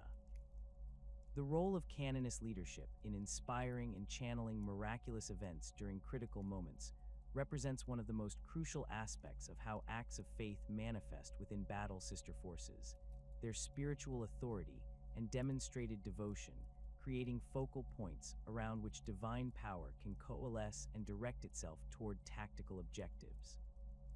Senior canonesses possess intuitive understanding of the spiritual dynamics that precede miraculous manifestations, their battlefield experience teaching them to recognize the subtle signs that indicate when conditions favor divine intervention. This knowledge allows them to position their forces and time their attacks to maximize the probability of beneficial acts of faith occurring at decisive moments. The inspirational effect of canonist presence during combat operations extends beyond simple morale enhancement to encompass active cultivation of the spiritual states that facilitate miraculous events, their voices raised in prayer and exhortation, creating atmospheric conditions that encourage divine attention and intervention. The sight of a canoness advancing fearlessly into enemy fire while chanting litanies of faith creates powerful psychological effects among her subordinates, their confidence in her spiritual authority translating into increased receptivity to the emperor's influence. The canoness herself often serves as the primary conduit through which divine power flows to her troops, her enhanced spiritual capacity allowing her to channel miraculous effects that benefit entire units rather than individual battle sisters. The tactical coordination of acts of faith requires sophisticated understanding of both military doctrine and theological principles, as canonesses must balance the unpredictable nature of divine intervention with the practical requirements of battlefield command and control. The inability to guarantee miraculous events creates planning challenges that conventional military leaders never face, forcing canonist commanders to develop flexible tactical doctrines that can adapt to both the presence and absence of supernatural support. Successful canonesses learn to create multiple contingency plans that account for different levels of divine intervention while maintaining the spiritual focus necessary to encourage miraculous manifestations. The timing of crucial acts of faith often coincides with moments of supreme tactical importance, divine intervention arriving precisely when conventional military solutions prove inadequate to achieve essential objectives. These perfectly timed manifestations suggest conscious intelligence directing the Emperor's power rather than random supernatural events, the divine will operating with strategic awareness that encompasses entire campaign objectives rather than individual battle outcomes. Canonesses report experiencing intuitive insights during these critical moments, their tactical decisions guided by wisdom that exceeds their personal knowledge and experience. The documentation of miraculous events within Adepta Sororitas archives creates comprehensive records that serve both historical and theological purposes, preserving detailed accounts of divine interventions for future study, while providing inspiration and guidance for battle sisters facing similar challenges. These records include witness testimonies from multiple sources, tactical analyses of battlefield conditions that preceded miraculous events, and theological commentaries that explore the spiritual significance of each documented intervention. The archives maintained at major convent facilities contain thousands of verified acts of faith spanning millennia of Adepta Sororitas service, their accumulated testimony providing overwhelming evidence for the reality of divine intervention within imperial military operations. The verification process for documented acts of faith involves extensive investigation by teams of canonesses, Ecclesiarchy theologians, and occasionally representatives from the Inquisition who possess the authority and expertise necessary to distinguish genuine miraculous events from misidentified natural phenomena or deliberate fabrication. These investigations examine physical evidence, interview witnesses, and conduct detailed analyses of battlefield conditions to establish the supernatural nature of reported events. The rigorous standards applied during these inquiries ensure that only genuine acts of faith receive official recognition and inclusion within sacred archives. The psychological impact of witnessing acts of faith extends far beyond their immediate tactical benefits to create lasting effects on the spiritual development and combat effectiveness of battle sister forces. Their direct exposure to divine power reinforcing their faith while providing tangible proof of the Emperor's continued protection and guidance. Veterans who have witnessed multiple miraculous events develop enhanced spiritual sensitivity that allows them to recognize the subtle signs that precede divine intervention, their experience creating informal networks of knowledge that improve unit coordination during critical moments. The inspirational effect of acts of faith on Imperial Guard regiments and other allied forces operating alongside battle sister units creates force multiplication effects that extend the tactical benefits of miraculous events far beyond their immediate recipients, the visible demonstration of divine favor encouraging enhanced performance among troops who might otherwise falter in the face of overwhelming odds. The sight of battle sisters walking unharmed through enemy fire or achieving impossible feats of accuracy creates psychological shockwaves that ripple through entire battlefields, enemy morale collapsing, while allied forces surge forward with renewed confidence in ultimate victory. The strategic implications of acts of faith influence Adepta Sororitas' deployment patterns and operational doctrine throughout the galaxy. Their unique ability to achieve tactical objectives through divine intervention, making them invaluable assets during campaigns where conventional military solutions prove inadequate. High Command recognizes the special capabilities that battle sister forces bring to critical operations, their deployment often serving as insurance against the possibility that normal tactical approaches might fail to achieve essential objectives. The unpredictable nature of miraculous manifestations prevents their systematic exploitation as tactical weapons, but their documented history of occurring during moments of supreme need makes Battle Sister presence a crucial factor in planning high-stakes military operations. The convent prioress on Terra stands as the supreme bastion of Adepta Sororitas' power, its towering spires rising from the sacred soil of humanity's birthworld like prayers made manifest in blessed stone and sanctified adamantium.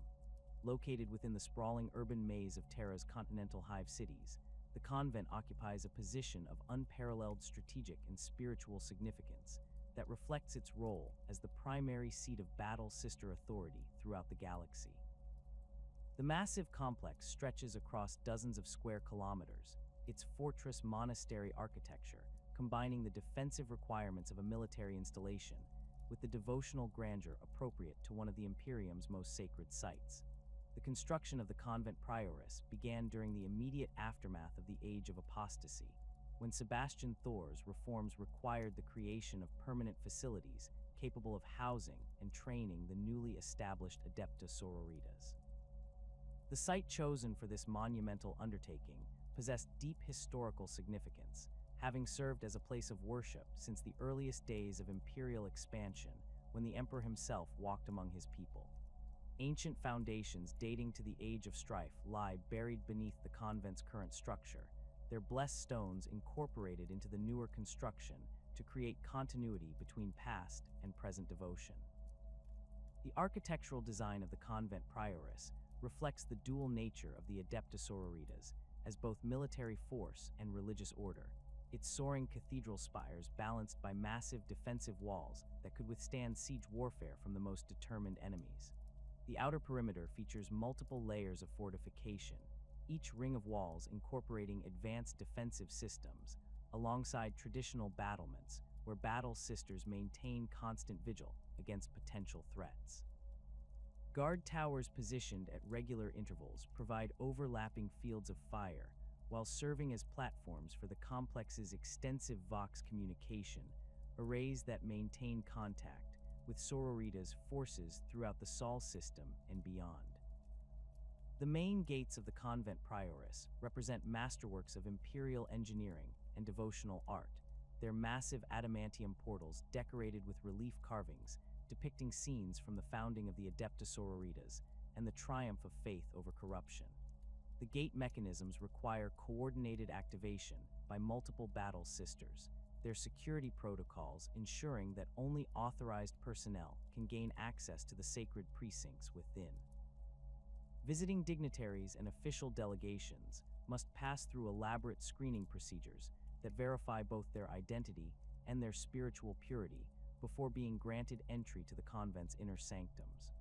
The training facilities within the convent prioress encompass vast complexes designed to prepare novices for every aspect of their future service as battle sisters, from basic weapons handling to advanced theological study. The primary drill halls occupy cathedral-sized chambers where hundreds of trainees can practice combat maneuvers simultaneously, their vaulted ceilings echoing with the rhythmic sounds of synchronized movement and the thunderous reports of practice weapons. These spaces incorporate adjustable environmental controls that can simulate combat conditions ranging from Arctic cold to desert heat, preparing novices for deployment to any world within the Imperium's vast territories. The weapons training ranges extend deep underground, their reinforced chambers capable of containing the destructive effects of melta weapons and heavy flamers during live fire exercises. Each range includes specialized facilities for maintaining and blessing the weapons used during training, their armories stocked with thousands of practice bolters, flamers, and melee weapons that receive the same ritual attention as combat equipment. Master-at-Arms instructors oversee every aspect of weapons training, their expertise encompassing both technical proficiency and the spiritual discipline necessary to wield blessed weapons with proper reverence and effectiveness. The theological libraries housed within the convent prioress contain one of the most comprehensive collections of religious texts in the Imperium, their climate-controlled vaults preserving ancient manuscripts and sacred scrolls that date back to the earliest days of imperial expansion. These archives include original copies of Sebastian Thor's writings, detailed accounts of the age of apostasy, and theological treatises by countless saints and martyrs whose wisdom guides current Adepta Sororitas doctrine. Access to these precious documents requires special authorization and supervision by senior canonesses who ensure that the knowledge contained within reaches only those prepared to understand and apply its sacred teachings. The scriptoriums adjacent to the libraries employ hundreds of battle sisters in the continuous work of copying and illuminating religious texts, their patient labor ensuring that sacred knowledge spreads throughout the galaxy despite the constant threats of war and corruption. These scribes undergo specialized training in calligraphy and illumination techniques, their artistic skills serving the greater purpose of creating beautiful manuscripts that inspire devotion while preserving essential theological knowledge. The completed works produced in these chambers travel to convent facilities throughout the Imperium, carrying the spiritual authority of Terra to the furthest reaches of human space. The convent's medical facilities represent some of the most advanced healing centers available to Imperial forces, their combination of technological sophistication and spiritual healing creating treatment capabilities that exceed those available to most military organizations. The primary Medicae complex includes surgical theaters equipped with the finest medical technology available from Forge World Manufactorums, their operating chambers blessed and consecrated to ensure that healing occurs through both scientific method and divine intervention.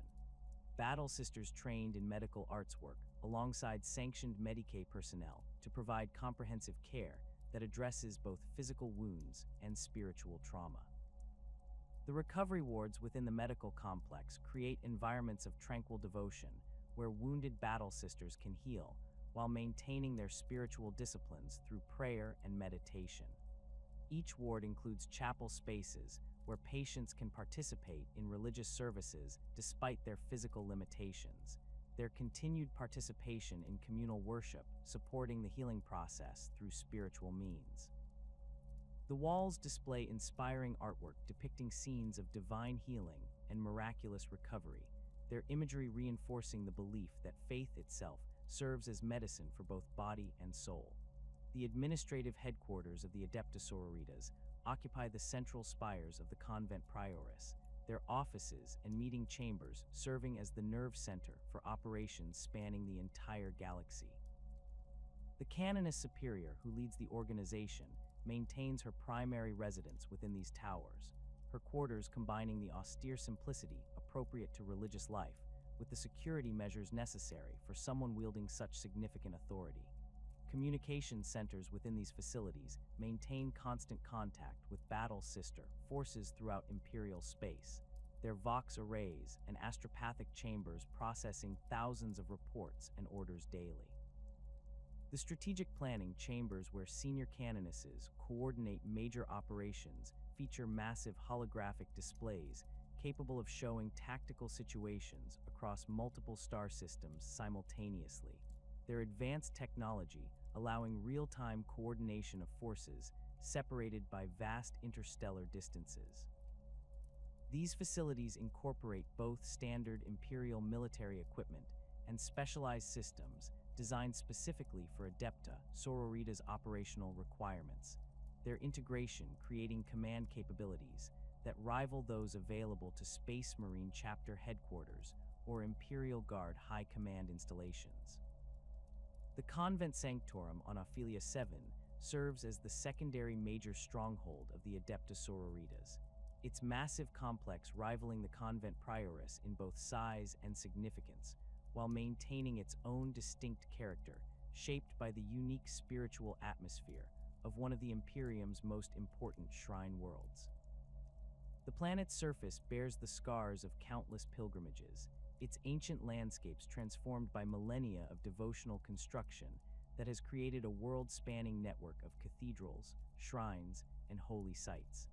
The Convent Sanctorum occupies a position of prominence within this sacred geography, its towering structures visible from orbit as they rise above the surrounding religious complexes.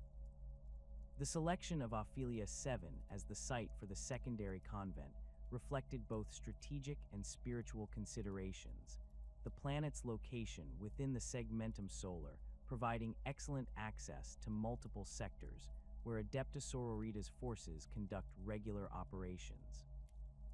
The world's established infrastructure of shrine complexes and pilgrimage facilities provided existing frameworks that could be expanded and modified to meet the specific requirements of battle sister training and deployment.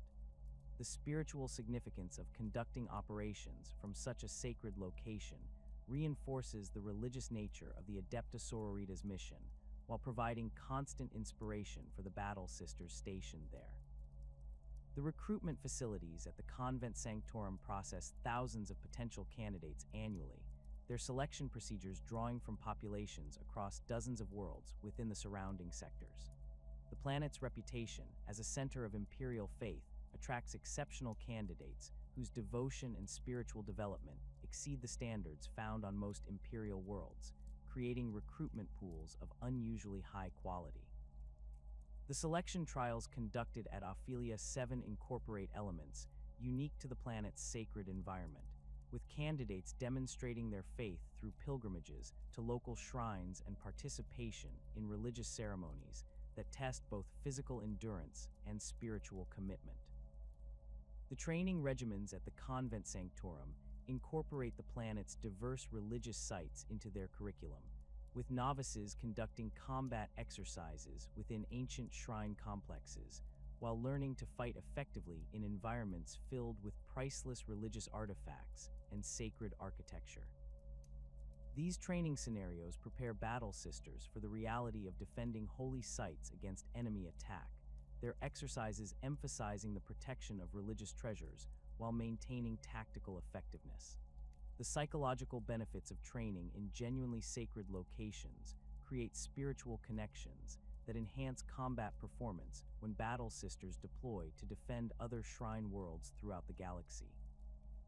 The network of preceptories, abbey fortresses, and shrine garrisons that extends throughout Imperial space represents the operational foundation of Adepta Sororitas power projection. These smaller installations providing forward bases and regional headquarters that allow rapid response to threats across vast interstellar distances. Each preceptory serves multiple functions within the broader organizational structure, combining training facilities for local recruitment with garrison forces capable of responding to regional emergencies. The standardized design of these installations ensures consistent operational capabilities while allowing modifications necessary to address local conditions and threats. The typical preceptory complex occupies several square kilometers of fortified terrain, its defensive walls incorporating both traditional battlements and advanced weapon systems capable of repelling attacks by everything from cultist mobs to organized military forces. The central keep houses command facilities and communications equipment that maintain contact with higher headquarters while coordinating operations throughout the surrounding region. Living quarters for resident battle sisters combine the austere simplicity of monastic cells with the security measures necessary for military personnel operating in potentially hostile environments. The chapel complexes within each preceptory serve as the spiritual heart of the installation, their soaring architecture creating spaces suitable for both intimate personal devotion and large communal ceremonies involving hundreds of participants.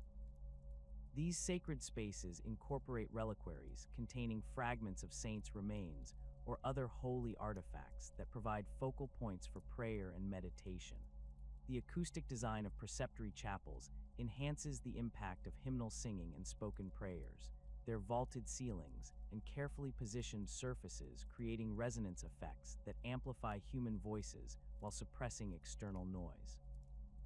The abbey fortresses represent the largest category of regional Adepta Sororitas installations. Their expanded facilities capable of supporting multiple companies of battle sisters, while providing comprehensive training and support services for forces operating throughout entire subsectors.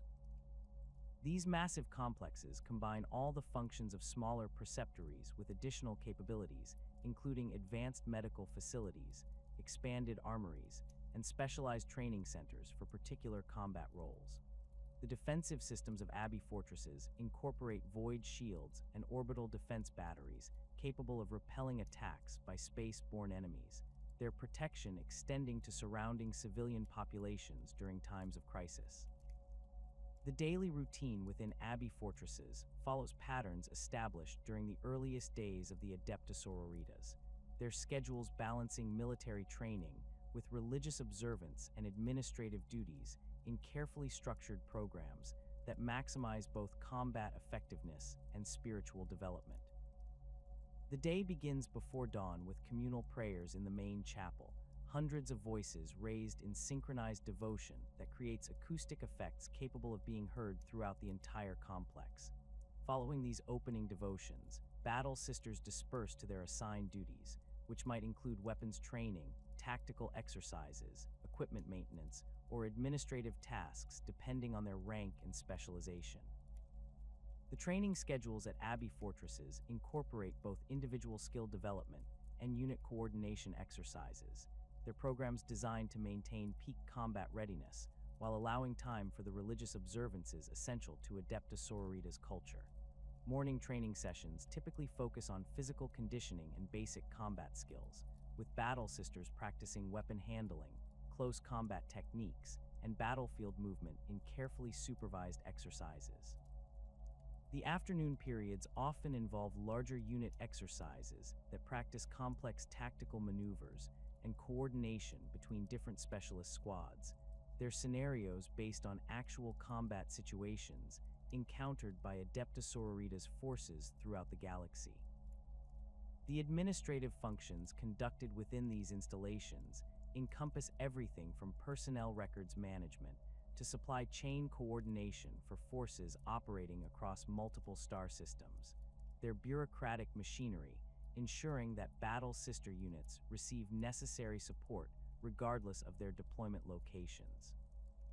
Senior canonesses maintain detailed records of unit readiness, personnel assignments, and operational requirements, their careful planning ensuring optimal resource allocation while maintaining the flexibility necessary to respond to unexpected crises. The communications centers within Abbey fortresses process thousands of messages daily, their Vox operators and astropathic personnel maintaining the information networks that coordinate Adepta Sororitas operations across vast interstellar distances.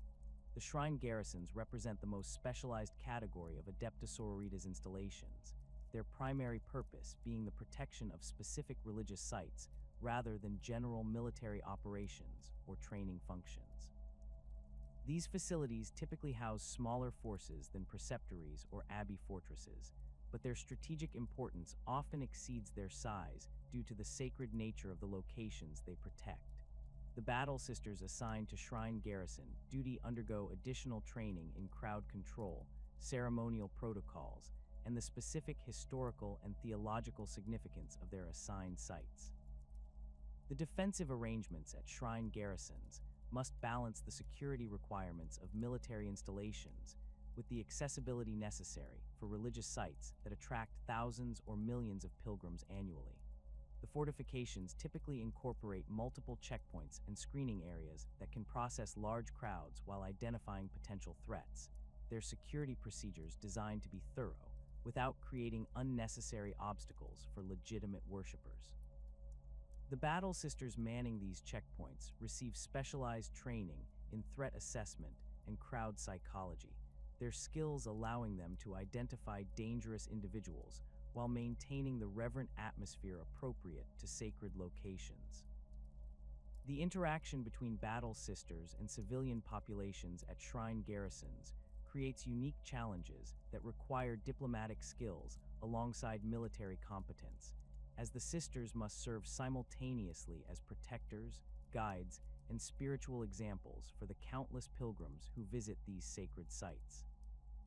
The Battle Sisters assigned to these duties often develop expertise in local history and religious traditions, their knowledge allowing them to provide meaningful guidance to visitors while maintaining security awareness.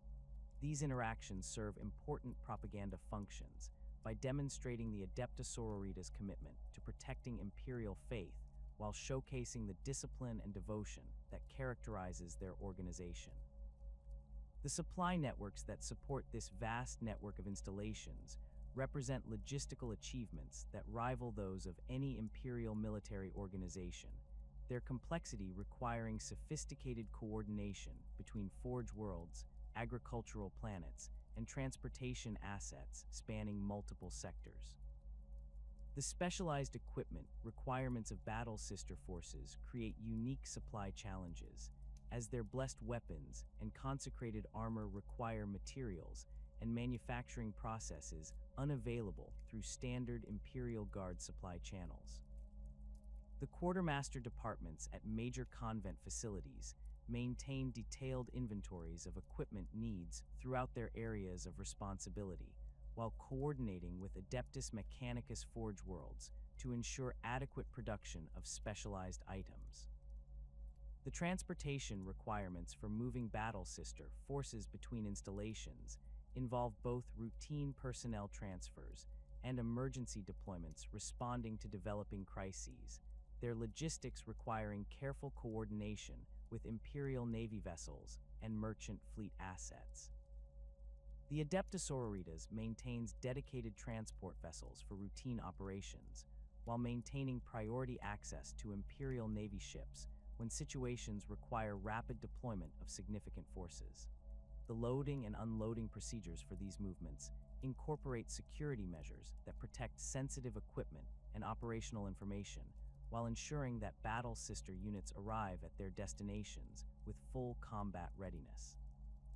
The organizational structure of the Adepta Sororitas reflects centuries of refinement that have transformed the original brides of the Emperor into a sophisticated military religious hierarchy, capable of coordinating operations across the galaxy while maintaining the spiritual discipline essential to their sacred mission. This complex command structure begins with the humblest novices and ascends through carefully defined ranks that combine military authority with ecclesiastical responsibility, creating a system where advancement requires demonstration of both tactical competence and spiritual worthiness. The hierarchy serves multiple functions beyond simple command and control, establishing clear pathways for career development while ensuring that leadership positions remain filled by individuals whose faith and dedication have been tested through years of faithful service.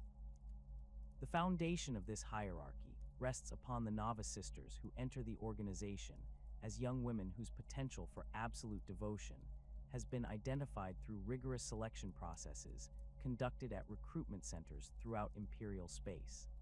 These candidates undergo initial evaluation procedures that assess not only their physical capabilities and mental aptitude, but also their capacity for the unwavering faith that defines the Adepta Sororitas.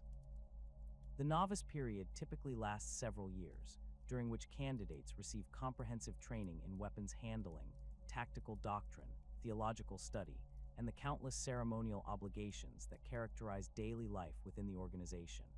The transformation from civilian to novice sister represents a complete spiritual rebirth, with candidates abandoning their previous identities to embrace new lives dedicated entirely to the Emperor's service. The progression from novice to full battle sister status requires successful completion of trials that test every aspect of the candidate's preparation, from individual combat skills to knowledge of Imperial doctrine and the ability to function effectively within the highly coordinated unit structures that characterize Adepta Sororitas operations. These trials incorporate both practical examinations, where novices demonstrate their mastery of weapons and tactics, alongside spiritual tests that probe the depth and authenticity of their religious commitment.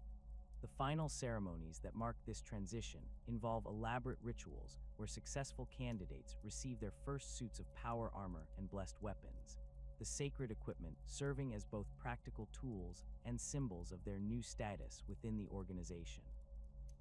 The rank of Battle Sister encompasses the vast majority of Adepta Sororitas personnel, these frontline warriors forming the backbone of every unit while specializing in particular combat roles that maximize their individual talents and training. Battle Sisters serve in standard squads equipped with bolters and close combat weapons, their tactical flexibility allowing them to engage effectively against most enemy types while maintaining the unit cohesion essential to Adepta Sororitas combat doctrine. The daily responsibilities of Battle Sisters extend beyond combat operations to include equipment maintenance, ceremonial duties, and continued theological education that ensures their spiritual development keeps pace with their military experience. The specialized roles within Battle Sister ranks create distinct career paths that allow individuals to focus their training and experience on particular aspects of warfare while contributing to the overall effectiveness of their units. Dominion squads represent the close assault specialists of the Adepta Sororitas, their training emphasizing rapid movement and devastating short-range firepower that can overwhelm enemy positions through concentrated applications of blessed flame and bolt rounds. These warriors typically carry special weapons including flamers, meltaguns, and storm bolters, their equipment selection reflecting their role as breakthrough forces capable of clearing fortified positions and eliminating heavily armored targets that resist standard infantry weapons. The selection process for Dominion service requires demonstration of exceptional courage and tactical awareness, as these specialists often operate in the most dangerous combat environments where split-second decisions determine the difference between victory and catastrophic failure. Dominion training emphasizes rapid target assessment and coordinated assault techniques that allow small units to achieve effects normally requiring much larger forces.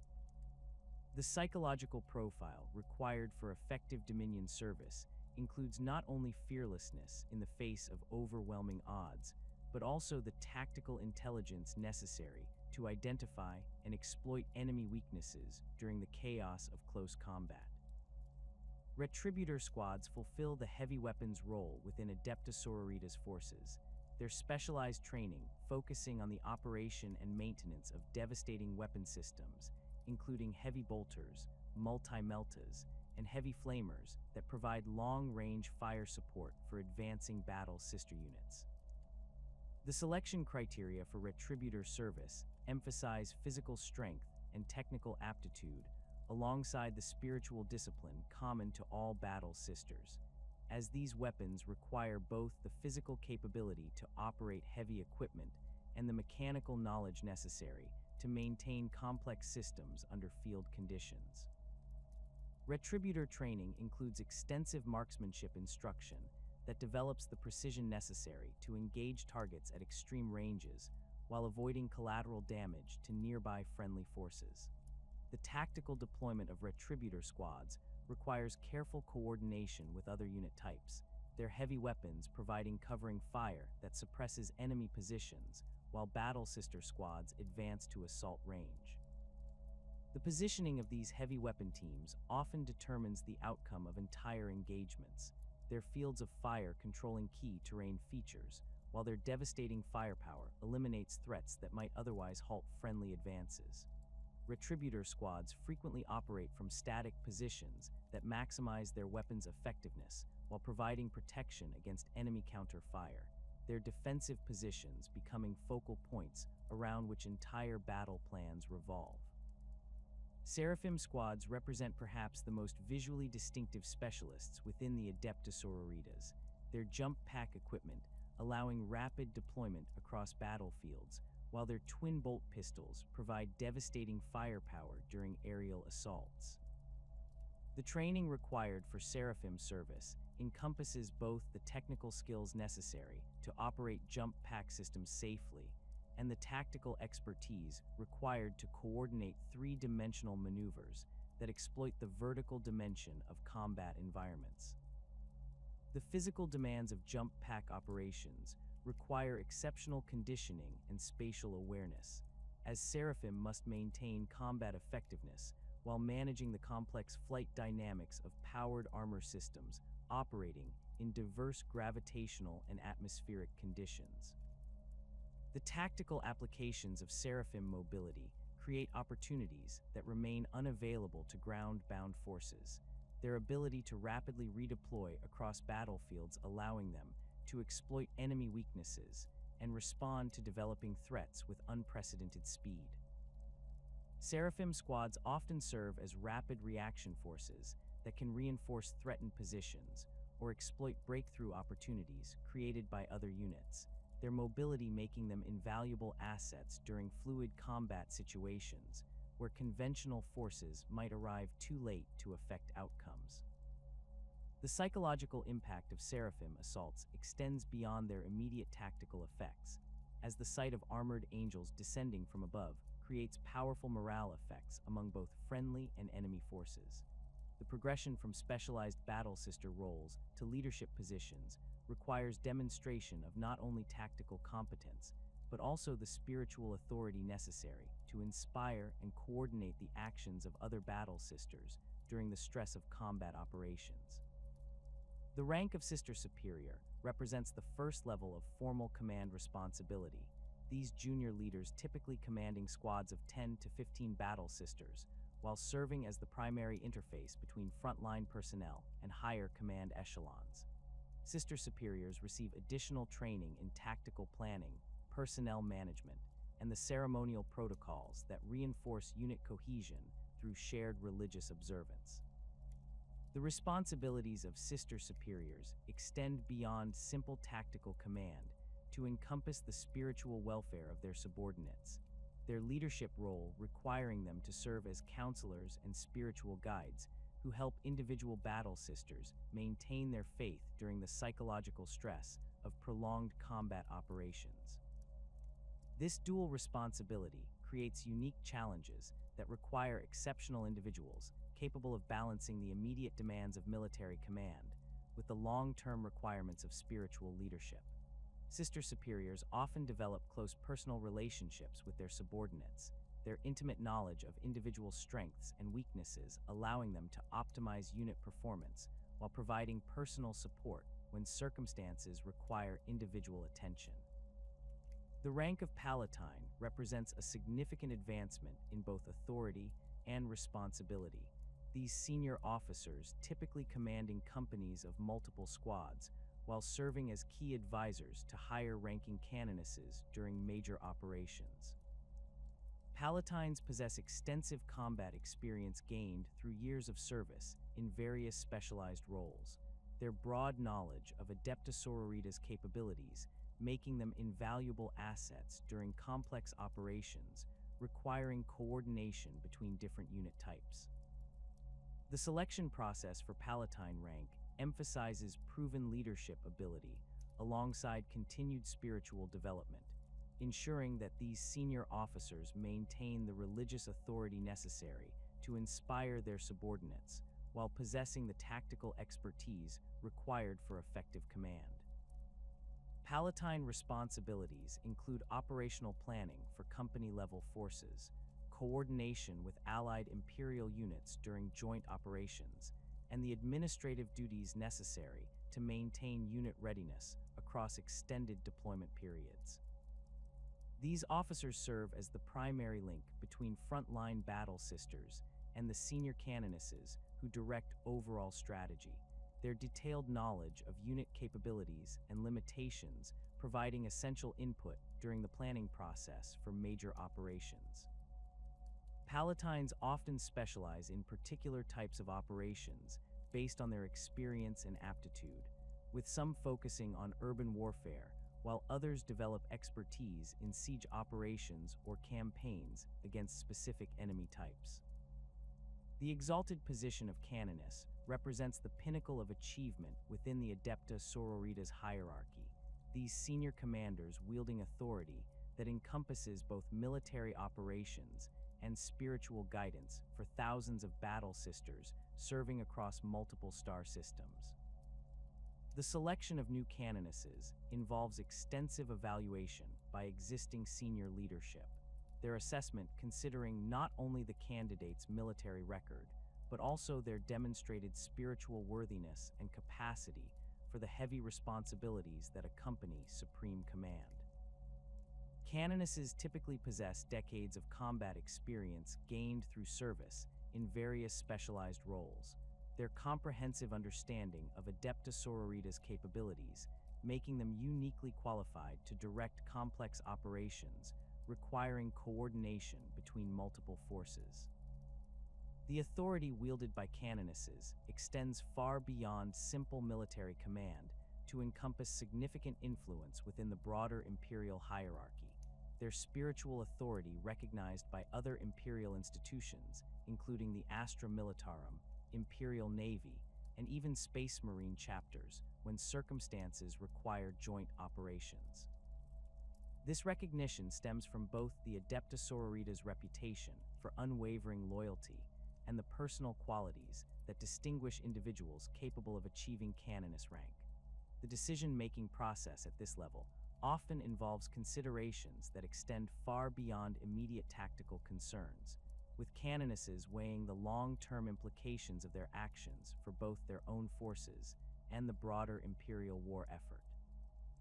Canoness responsibilities include strategic planning for major campaigns, coordination with other imperial institutions during large-scale operations, and the maintenance of doctrinal purity throughout their areas of command.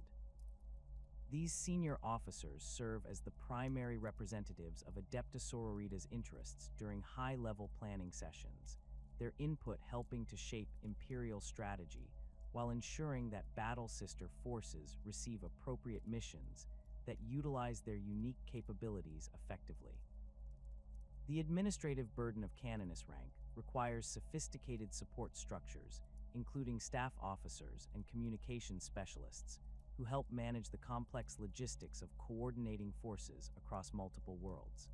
The relationship between field commanders and the higher Ecclesiarchy hierarchy creates a complex web of authority and responsibility that requires careful navigation to maintain both operational effectiveness and institutional loyalty. Canonesses must balance their primary obligation to their battle sister forces with their broader responsibilities to the imperial cult and its leadership, their decisions often involving considerations that extend beyond purely military concerns to encompass religious and political factors. The Ecclesiarchy's authority over Adepta Sororitas' deployment and strategic direction creates potential conflicts when military necessity appears to contradict religious priorities, requiring diplomatic skills alongside tactical expertise. The role of cardinals within this hierarchy represents the intersection between purely ecclesiastical authority and military command. These senior ecclesiarchy officials wielding significant influence over Adepta Sororitas' operations, while typically lacking the direct combat experience that characterizes battle sister leadership. Cardinals often serve as strategic advisors during major campaigns, their theological expertise providing essential guidance regarding the religious implications of particular tactical choices. The relationship between cardinals and canonesses requires mutual respect based on recognition of each individual's unique expertise and authority within their respective spheres of responsibility. The ultimate authority of the Ecclesiarch over all Adepta Sororitas operations creates a command structure that extends beyond the organization itself to encompass the broader imperial cult and its objectives throughout the galaxy. This supreme ecclesiastical authority provides strategic direction for major campaigns while allowing tactical flexibility for field commanders who possess detailed knowledge of local conditions and immediate threats. The balance between central authority and operational independence represents one of the most crucial aspects of Adepta Sororitas' organization, their effectiveness depending upon maintaining clear chains of command while preserving the initiative necessary for rapid response to developing situations. The coordination between different levels of this hierarchy requires sophisticated communication systems that can maintain contact across the vast distances of Imperial space while preserving the security necessary to protect sensitive operational information from enemy interception. The astropathic networks that connect major Adepta Sororitas installations provide strategic-level communications despite the inherent limitations and delays of psychic transmission across interstellar distances. Local Vox networks allow tactical coordination during active operations, their encrypted channels providing secure communications that resist enemy interception while maintaining the clarity necessary for effective command and control.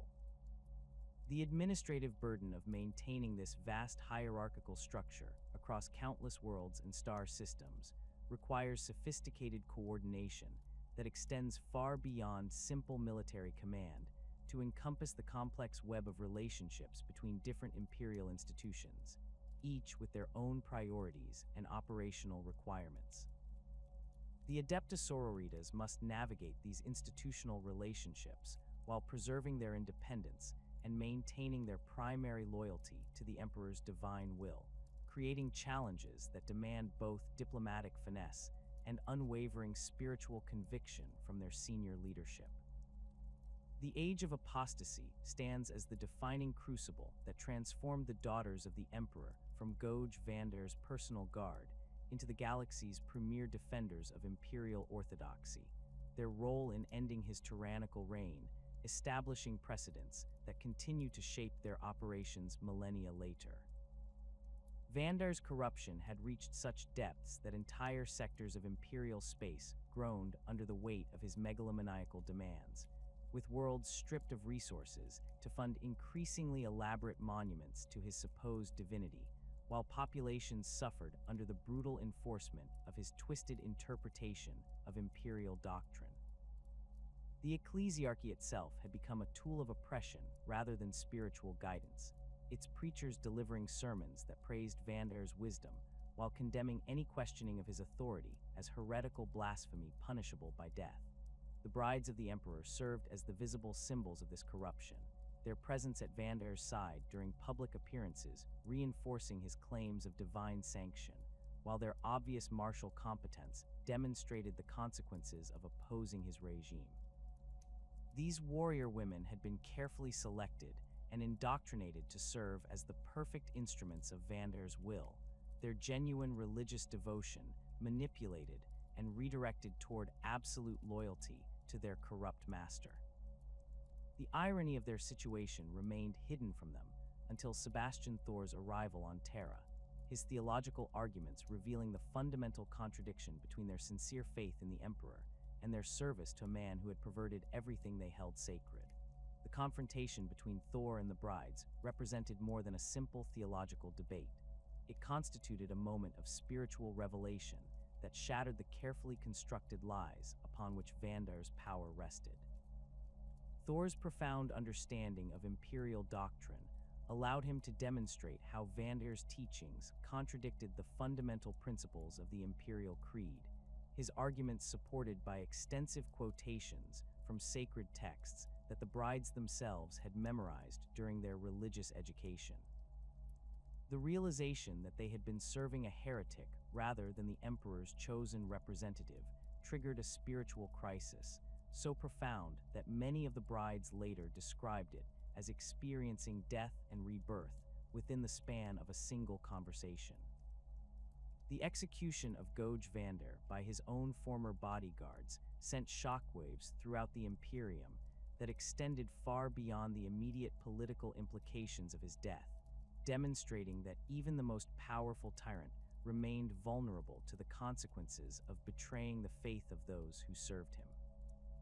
The bride's intimate knowledge of Vandar's security arrangements and their unrestricted access to his person made them the perfect instruments of divine justice, their betrayal serving as a powerful reminder that corruption inevitably carries the seeds of its own destruction. The manner of Vandar's death became the stuff of legend throughout imperial space, inspiring countless sermons and devotional works that celebrated the triumph of true faith over corrupt authority. The transformation of the former brides into the Adepta Sororitas required extensive restructuring that addressed both their immediate needs for spiritual healing and the broader imperial requirement for institutions capable of preventing similar corruption in the future. Sebastian Thor's reforms established clear separation between military and ecclesiastical authority while creating new mechanisms for internal oversight and doctrinal purity. The newly formed Battle Sisters received extensive retraining that emphasized their direct service to the Emperor rather than any mortal representative, their loyalty redirected toward the divine will itself rather than earthly authorities who might prove fallible.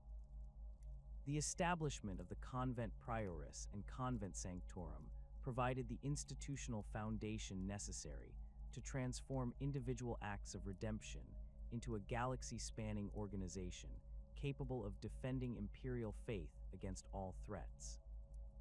These massive complexes served as both training centers and symbols of the new order, their construction demonstrating the Imperium's commitment to preventing another age of apostasy through the creation of institutions dedicated to maintaining doctrinal purity.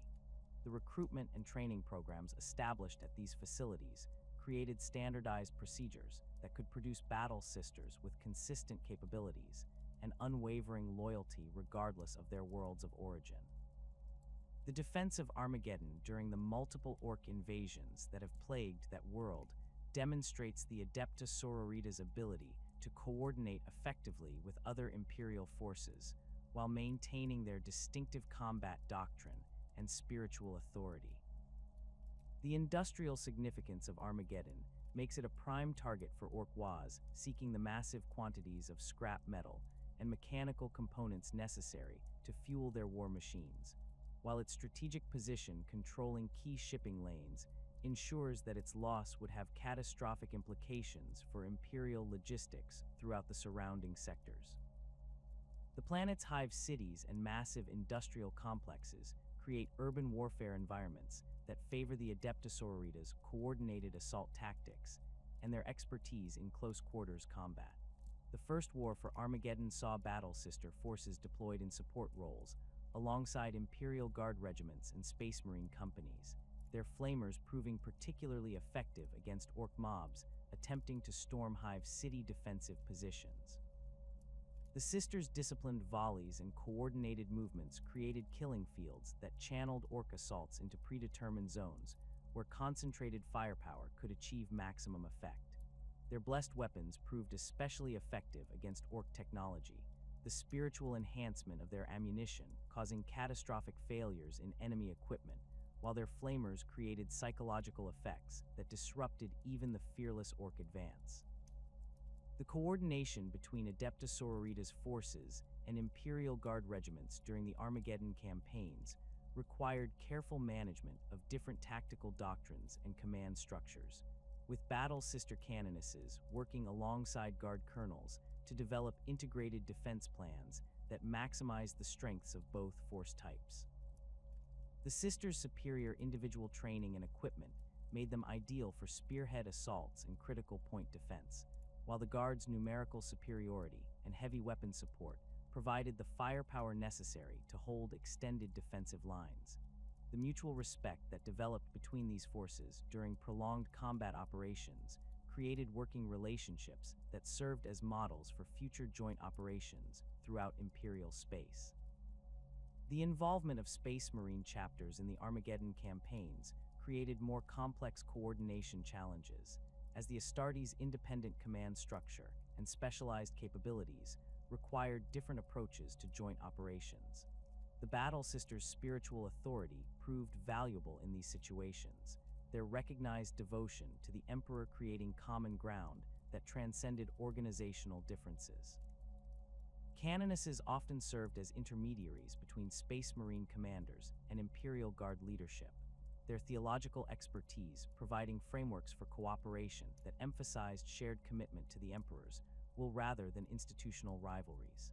The Second and Third Wars for Armageddon saw expanded Adepta Sororitas' involvement, as the lessons learned from earlier campaigns demonstrated their unique value in urban warfare environments. The sisters' expertise in fighting within hive city structures made them invaluable assets during the brutal building-to-building combat that characterized much of these conflicts.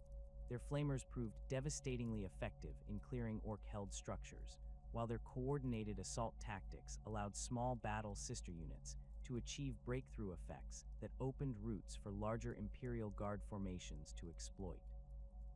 The anti-heretical campaigns conducted by the Adepta Sororitas across the galaxy represent perhaps their most crucial function within the broader Imperial war machine, their specialized training and spiritual authority making them uniquely qualified to identify and eliminate the subtle forms of corruption that threaten Imperial worlds from within.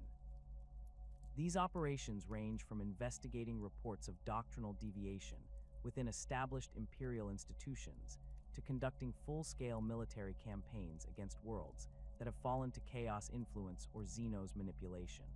The complexity of these missions requires Battle Sisters to serve simultaneously as investigators, judges, and executioners, their decisions carrying life or death consequences for entire populations.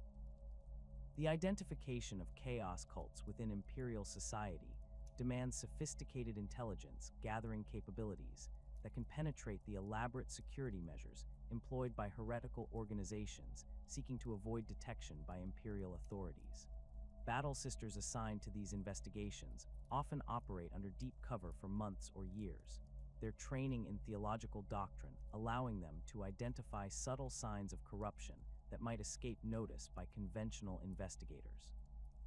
The patient accumulation of evidence required for these operations tests both the tactical skills and spiritual discipline of the Battle Sisters involved, as they must resist the corrupting influence of prolonged exposure to heretical materials while gathering the proof necessary to justify decisive action. The purging of confirmed chaos cults requires military operations that balance the need for complete elimination of heretical influence with the preservation of loyal Imperial citizens who may have been caught up in the corruption through ignorance or coercion. Battle Sister forces excel in these complex urban operations, their training in discriminating between genuine threats and innocent bystanders allowing them to conduct surgical strikes that eliminate cult leadership while minimizing collateral damage. The psychological impact of these operations extends far beyond their immediate tactical effects, as the visible demonstration of Imperial justice serves as a powerful deterrent against future heretical activity. The threat posed by genestealer infiltrations represents one of the most insidious challenges facing Imperial worlds, as these Xenos creatures can remain undetected for generations, while gradually subverting entire populations through their alien influence. The identification of genestealer cults requires different investigative techniques than those used against chaos corruption, as the alien influence manifests through biological rather than spiritual contamination. Battle Sisters trained in anti-genestealer operations learn to recognize the subtle physical and behavioral changes that indicate alien infection, their enhanced awareness allowing them to identify threats that conventional security forces might miss entirely. The military operations required to eliminate established genestealer cults often involve coordinated assaults against multiple targets simultaneously, as the alien creatures' psychic communication networks allow rapid coordination of their defensive efforts. Battle Sister forces conducting these operations must maintain strict operational security while preparing for enemies whose capabilities may include industrial equipment, civilian vehicles converted to combat use, and corrupted members of local security forces. The Flamers favored by many Battle Sister units prove particularly effective against genestealer broods, the blessed Promethium causing especially severe damage to alien physiology while preventing the regeneration capabilities that allow these creatures to survive conventional weapons. The era Indomitus has brought new challenges that test every aspect of Adepta Sororitas training and doctrine, as the opening of the Great Rift has fundamentally altered the strategic situation throughout Imperial space. The massive warp storm that now bisects the galaxy has created unprecedented opportunities for chaos forces to manifest within the material realm, while the disruption of traditional communication and transportation networks has forced Imperial forces to operate with greater independence and flexibility than previous eras required.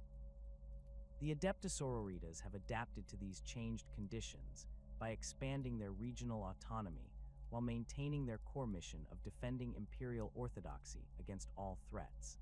The emergence of new chaos threats from the Great Rift has created combat situations that push Battle Sister forces to the limits of their capabilities, as demonic entities and their mortal servants pour through tears in reality to assault Imperial worlds with unprecedented ferocity. The spiritual training that forms the foundation of Adepta Sororitas' doctrine proves invaluable in these encounters, as their unwavering faith provides protection against the corrupting influence of chaos, while their blessed weapons prove more effective against demonic entities than conventional Imperial armaments. The acts of faith that manifest during these desperate battles often provide the crucial advantages necessary to achieve victory against enemies that should prove overwhelming. The coordination of anti-chaos operations during the era Indomitus requires sophisticated understanding of both military tactics and theological doctrine, as the nature of demonic threats demands responses that address both physical and spiritual dimensions of warfare. Battle Sister forces conducting these operations must maintain constant vigilance against corruption while engaging enemies whose very presence threatens the sanity and spiritual purity of Imperial forces. The purification rituals that follow successful anti-chaos operations have become increasingly elaborate and comprehensive, as the enhanced warp activity of the current era requires more extensive cleansing procedures to ensure complete elimination of corrupting influences. The defense of shrine worlds against chaos incursions represents one of the most critical missions assigned to Adepta Sororitas forces during the current era, as these sacred locations serve as focal points for Imperial faith that must be preserved against all threats. The symbolic significance of these worlds makes them prime targets for chaos forces seeking to strike devastating blows against Imperial morale, while their spiritual significance provides additional protection through the accumulated faith of countless pilgrims and worshippers. Battle Sister garrisons assigned to Shrine World defense must balance the security requirements of military installations with the accessibility necessary for religious sites that serve millions of faithful visitors. The tactical challenges of defending shrine worlds against chaos assault require innovative approaches that protect sacred sites while maintaining effective fields of fire and defensive positions. The presence of countless religious artifacts and architectural treasures creates additional complications, as conventional defensive measures might cause irreparable damage to irreplaceable cultural and spiritual resources. Battle sister forces have developed specialized tactics that utilize the unique terrain features of shrine worlds while preserving their sacred character, creating defensive plans that transform religious complexes into fortress systems without compromising their spiritual significance. The psychological warfare aspects of chaos assaults against shrine worlds create additional challenges that extend beyond conventional military considerations, as enemy forces specifically target the faith and morale of defending forces through displays of corruption and blasphemy designed to shake spiritual conviction. The unwavering faith of battle sister defenders provides crucial resistance against these psychological attacks, while their visible devotion inspires confidence among civilian populations and allied imperial forces. The sight of battle sisters maintaining their religious observances even during active combat operations creates powerful morale effects that help sustain defensive efforts through prolonged sieges and desperate battles. The protection of pilgrimage routes represents one of the most complex and demanding responsibilities undertaken by the Adepta Sororitas, requiring the deployment of specialized forces across vast networks of interstellar pathways that connect the most sacred sites within imperial space. These ancient routes, some dating back to the earliest days of the Great Crusade, carry millions of faithful pilgrims annually as they journey between shrine worlds, cathedral complexes, and sites where saints once walked or performed miraculous deeds. The sheer scale of these pilgrimage networks necessitates permanent battle sister presence at key waypoints, transit hubs, and vulnerable corridor systems, where hostile forces might attempt to prey upon defenseless civilian populations traveling in the Emperor's name. The tactical challenges of protecting pilgrimage routes extend far beyond conventional military operations, as battle sister forces must maintain security across multiple star systems while preserving the peaceful, devotional atmosphere that pilgrims seek during their spiritual journeys. The presence of heavily armed warriors in full power armor might intimidate or distract from the religious experience that motivates these pilgrimages, requiring careful balance between visible security measures and discreet protection that operates behind the scenes. Canonist commanders assigned to pilgrimage route security develop sophisticated deployment patterns that position battle sister forces at strategic choke points and vulnerable locations, while maintaining rapid response capabilities that can address threats before they impact civilian populations. The establishment of way station garrisons along major pilgrimage routes creates permanent infrastructure that serves both military and humanitarian functions, providing secure facilities where pilgrims can rest and resupply, while offering battle sisters forward operating bases from which to conduct security operations. These installations typically feature fortified compounds that can shelter large numbers of civilians during emergency situations, while maintaining the defensive capabilities necessary to repel attacks by pirates, cultists, or Xenos raiders who might target pilgrim convoys. The dual-purpose nature of these facilities requires architectural solutions that balance military functionality with the welcoming atmosphere appropriate to religious rest stops. The vetting procedures applied to pilgrim groups traveling along protected routes involve sophisticated screening processes that can identify potential threats without creating excessive delays or bureaucratic obstacles that might discourage legitimate religious travel. Battle sister personnel trained in crowd assessment and threat identification maintain observation posts at major transit points, their enhanced awareness allowing them to spot suspicious individuals or groups whose behavior patterns suggest hostile intent. The challenge lies in distinguishing between genuine pilgrims whose devotion might manifest in unusual ways and actual infiltrators seeking to exploit pilgrimage routes for nefarious purposes. The coordination of security operations across multiple star systems requires extensive communication networks that can maintain contact between widely dispersed battle sister units while providing rapid intelligence sharing about emerging threats or suspicious activities. The astropathic relay stations that support these communications often become targets themselves, as enemy forces recognize that disrupting Imperial communications can create opportunities for successful attacks against isolated pilgrim convoys. Battle sister forces assigned to communication security must maintain constant vigilance against both physical assault and psychic infiltration attempts that might compromise the integrity of strategic communications. The shrine worlds that serve as destinations for these massive pilgrimage movements present unique security challenges that require battle sister forces to manage crowds numbering in the millions while maintaining the reverent atmosphere essential to meaningful religious experience. The planetary infrastructure of major shrine worlds has evolved over millennia to accommodate these vast influxes of visitors, with spaceports, transportation networks, and accommodation facilities designed to process enormous numbers of pilgrims efficiently while preserving their safety and spiritual focus. Battle sister garrisons on these worlds must coordinate with local authorities and civilian organizations to ensure smooth operations, while maintaining readiness to respond to any threats that might emerge from within the pilgrim populations or from external sources. The management of religious festivals and major ceremonial events creates temporary security challenges that constrain even the most comprehensive defensive preparations, as these occasions attract pilgrim numbers that can exceed normal populations by orders of magnitude.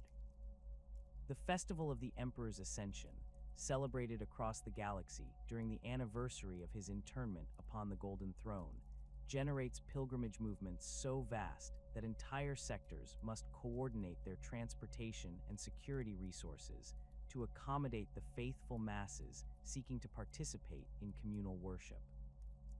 Battle sister forces deploy in massive numbers during these events, their presence both protecting the celebrations and serving as inspiring examples of devotion that enhance the spiritual impact of these gatherings. The educational missions undertaken by the Adepta Sororitas extend far beyond simple military chaplaincy to encompass comprehensive programs designed to spread knowledge of the Imperial Creed to populations whose understanding of proper doctrine may have been corrupted by isolation, Xeno's influence, or heretical contamination. These missionary operations require battle sisters to serve simultaneously as teachers, investigators, and potential enforcers, their presence demonstrating both the benevolent and militant aspects of Imperial faith. The selection of battle sisters for educational duties requires individuals who possess not only extensive theological knowledge, but also the diplomatic skills necessary to work effectively with civilian populations, who may initially view armed warriors with suspicion or fear. The curriculum development for these educational programs draws upon centuries of accumulated experience in identifying and correcting the most common forms of doctrinal deviation found throughout Imperial space. Battle sisters assigned to missionary work carry comprehensive libraries of approved texts, devotional materials, and instructional aids designed to address specific theological errors while providing positive alternatives that channel religious enthusiasm toward orthodox expressions of faith. The teaching methods employed in these programs must account for varying levels of literacy, technological development, and cultural sophistication found across the diverse worlds of the Imperium. The establishment of Schola Progenium facilities on newly liberated or discovered worlds represents one of the most ambitious educational initiatives undertaken by the Adepta Sororitas, creating permanent institutions capable of training future generations in proper Imperial doctrine while identifying potential recruits for various Imperial organizations. These schools serve multiple functions within Imperial society, providing education for orphaned children while creating pathways for advancement within the Ecclesiarchy, Astra Militarum, and other Imperial institutions. Battle sister involvement in Schola operations ensures that students receive comprehensive religious instruction alongside their academic and military training. The identification and correction of doctrinal deviations requires sophisticated understanding of both orthodox imperial theology and the various forms of corruption that can infiltrate religious communities over time. Battle sisters conducting these investigations must distinguish between harmless local variations in worship practices and dangerous heresies that threaten the spiritual welfare of entire populations. The process typically begins with careful observation of local religious practices, followed by detailed interviews with community leaders and theological authorities to understand the historical development of questionable practices or beliefs. The missionary fleets that carry battle sister educators to distant worlds represent massive logistical undertakings that combine the resources of multiple imperial institutions to achieve comprehensive religious and cultural transformation of target populations. These expeditions include not only battle sisters and Ecclesiarchy personnel, but also representatives from the Adeptus Mechanicus, Administratum, and other organizations whose expertise contributes to the complex process of integrating newly discovered worlds into imperial civilization. The cathedral ships that serve as flagships for these fleets contain everything necessary to establish permanent imperial presence, from industrial equipment and agricultural supplies to vast libraries and communication arrays. The charitable works administered by the Adepta Sororitas throughout imperial space reflect the compassionate aspects of the Emperor's teachings while serving practical functions that strengthen imperial society through the provision of essential services to populations in need. These humanitarian operations encompass everything from disaster relief and medical care to education and social services that address the fundamental needs of imperial citizens. The involvement of battle sisters in charitable activities demonstrates that their dedication to the Emperor's service extends beyond warfare to encompass all aspects of human welfare that contribute to the strength and stability of imperial civilization. The hospital complexes operated by the Adepta Sororitas combine advanced medical technology with spiritual healing practices that address both physical ailments and the psychological trauma that affects populations living under constant threat of war, Xeno's attack, and chaos corruption. These medical facilities employ battle sisters trained in healing arts alongside civilian medical personnel and members of other imperial organizations whose expertise contributes to comprehensive patient care.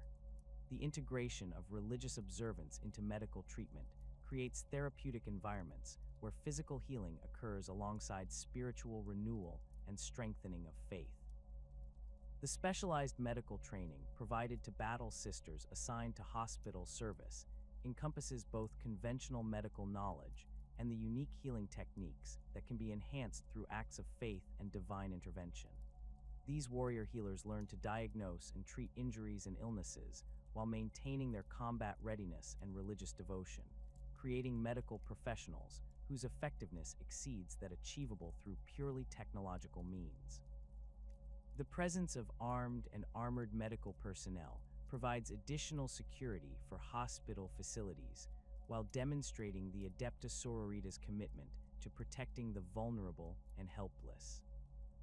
The orphanage systems maintained by the Adepta Sororitas serve crucial social functions within imperial society while providing recruitment opportunities for various imperial organizations seeking individuals whose loyalty and dedication have been shaped from earliest childhood by proper religious instruction.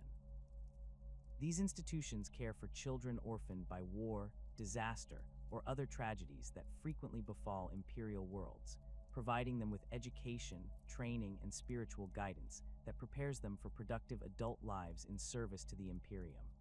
The selection of children for potential advancement to Schola Progenium or other specialized training programs requires careful assessment of individual aptitudes and spiritual development. The daily operations of Adepta Sororitas orphanages follow carefully structured schedules that balance educational instruction, physical training, and religious observance in programs designed to develop well-rounded individuals capable of contributing to imperial society in various capacities. The children receive comprehensive education in imperial history, basic literacy and numeracy, practical skills appropriate to their likely future occupations, and extensive religious instruction that forms the foundation of their worldview. Battle Sisters serving as instructors and caretakers in these facilities must possess not only the necessary technical skills, but also the patience and empathy required to work effectively with traumatized children. The ceremonial duties performed by the Adepta Sororitas represent some of their most visible and symbolically important functions within imperial society. Their participation in major religious festivals and state occasions, demonstrating the unity between military might and spiritual authority that characterizes the Imperium's governing philosophy. These ceremonial roles require specialized training in protocol, presentation, and the precise execution of complex ritual sequences that have been refined over millennia of imperial tradition. The visual impact of Battle Sisters in full ceremonial regalia creates powerful impressions that reinforce imperial authority while inspiring devotion among civilian populations. The protection of high-ranking Ecclesiarchy officials during public appearances and ceremonial events requires sophisticated security arrangements that must balance accessibility with protection against the numerous threats that target imperial leadership.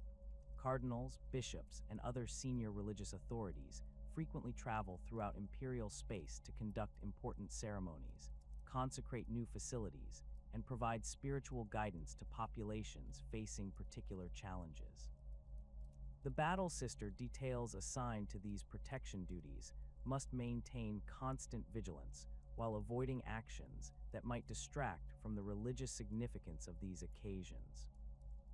The coordination of security operations during major religious festivals involves collaboration between Battle Sister forces and numerous other imperial organizations, creating complex command structures that must function effectively despite the different priorities and operational methods of the various agencies involved.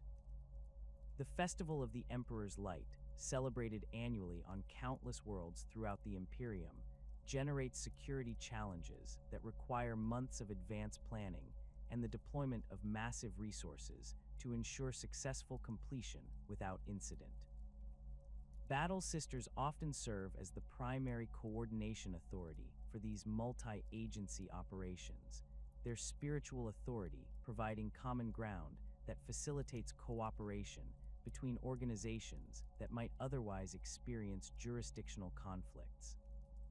The processional duties performed by Battle Sisters during major ceremonies transform routine religious observances into powerful demonstrations of imperial might and devotion, their synchronized movements and thunderous hymnal responses creating atmospheric effects that enhance the spiritual impact of these gatherings. The training required for ceremonial service emphasizes precision, coordination, and the ability to maintain perfect formation despite the distractions and complications that can arise during large public events. These skills prove valuable in combat situations as well, as the discipline required for ceremonial precision translates directly into battlefield effectiveness and unit cohesion under fire. The maintenance of sacred sites and religious artifacts requires specialized knowledge that combines conservation techniques with theological understanding of the spiritual significance of these irreplaceable cultural treasures. Battle Sisters assigned to curatorial duties receive extensive training in preservation methods, environmental control, and the proper handling of ancient artifacts whose age and sacred nature make them extremely fragile. The security measures protecting these treasures must balance preservation requirements with accessibility for legitimate scholarly research and religious observance. The diplomatic functions performed by senior Battle Sisters during negotiations with planetary governors, Imperial Guard commanders, and other imperial authorities require sophisticated understanding of both imperial law and the complex political relationships that govern interactions between different imperial institutions. Canonesses frequently serve as mediators during disputes that involve religious questions or when conflicts arise between different interpretations of imperial doctrine. Their recognized spiritual authority and reputation for incorruptible devotion make them valuable intermediaries who can facilitate resolutions that might otherwise prove impossible to achieve through conventional diplomatic channels. The challenges facing the Adepta Sororitas in the current era extend far beyond the traditional threats of heresy and Xeno's incursion to encompass systemic problems that threaten the very foundation of their organization's ability to fulfill its sacred mission. The recruitment difficulties that have plagued the Battle Sisters since the opening of the Great Rift stem from multiple interconnected factors that create cascading effects throughout their operational capabilities. The disruption of traditional pilgrimage routes and communication networks has severed many potential recruitment worlds from contact with Adepta Sororitas facilities, while the increased tempo of combat operations has reduced the time available for proper candidate evaluation and training. The quality of recruits reaching convent facilities has declined noticeably as worlds struggling with their own survival prioritize local defense over releasing their most promising young women to off-world service. Planetary governors facing imminent threats from chaos incursions or Xenos attacks prove reluctant to part with individuals whose leadership potential and unwavering faith make them valuable assets for local militia forces. This retention of talent at the planetary level creates recruitment pools of diminished quality, forcing Battle Sister training cadres to invest additional time and resources in bringing candidates up to acceptable standards. The resource constraints affecting Adepta Sororitas operations reflect broader Imperial logistical challenges exacerbated by the galaxy-spanning disruption caused by the cicatrix maledictum. The Forge worlds that produce specialized equipment for Battle Sister forces have redirected much of their manufacturing capacity towards supporting massive Imperial Guard mobilizations and Space Marine reinforcement campaigns, creating shortages of blessed weapons, consecrated armor components, and the sophisticated maintenance equipment necessary to keep Adepta Sororitas forces at peak effectiveness. The blessed promethium that fuels their flamer weapons has become increasingly scarce as the Shrine worlds, where it receives proper consecration, face constant threat from chaos forces seeking to corrupt or destroy these sacred production facilities. The ammunition shortages affecting Battle Sister forces create tactical limitations that force commanders to modify their traditional combat doctrines to accommodate reduced firepower availability. The blessed bolt rounds that serve as standard ammunition for Adepta Sororitas forces require specialized manufacturing processes and consecration rituals that cannot be easily replicated at field facilities, making resupply dependent upon secure transportation networks that have become increasingly unreliable. Canonesses must carefully ration ammunition expenditure during extended campaigns while maintaining the aggressive assault tactics that define their organization's combat effectiveness. The maintenance challenges facing Battle Sister power armor reflect the broader technological regression affecting Imperial forces throughout the current era, as the knowledge necessary to properly service these sophisticated systems becomes increasingly concentrated among a shrinking number of qualified tech priests. The machine spirits that govern armor systems require regular appeasement and maintenance rituals that demand both technical expertise and spiritual authority, creating dependencies upon specialists whose availability has become increasingly limited.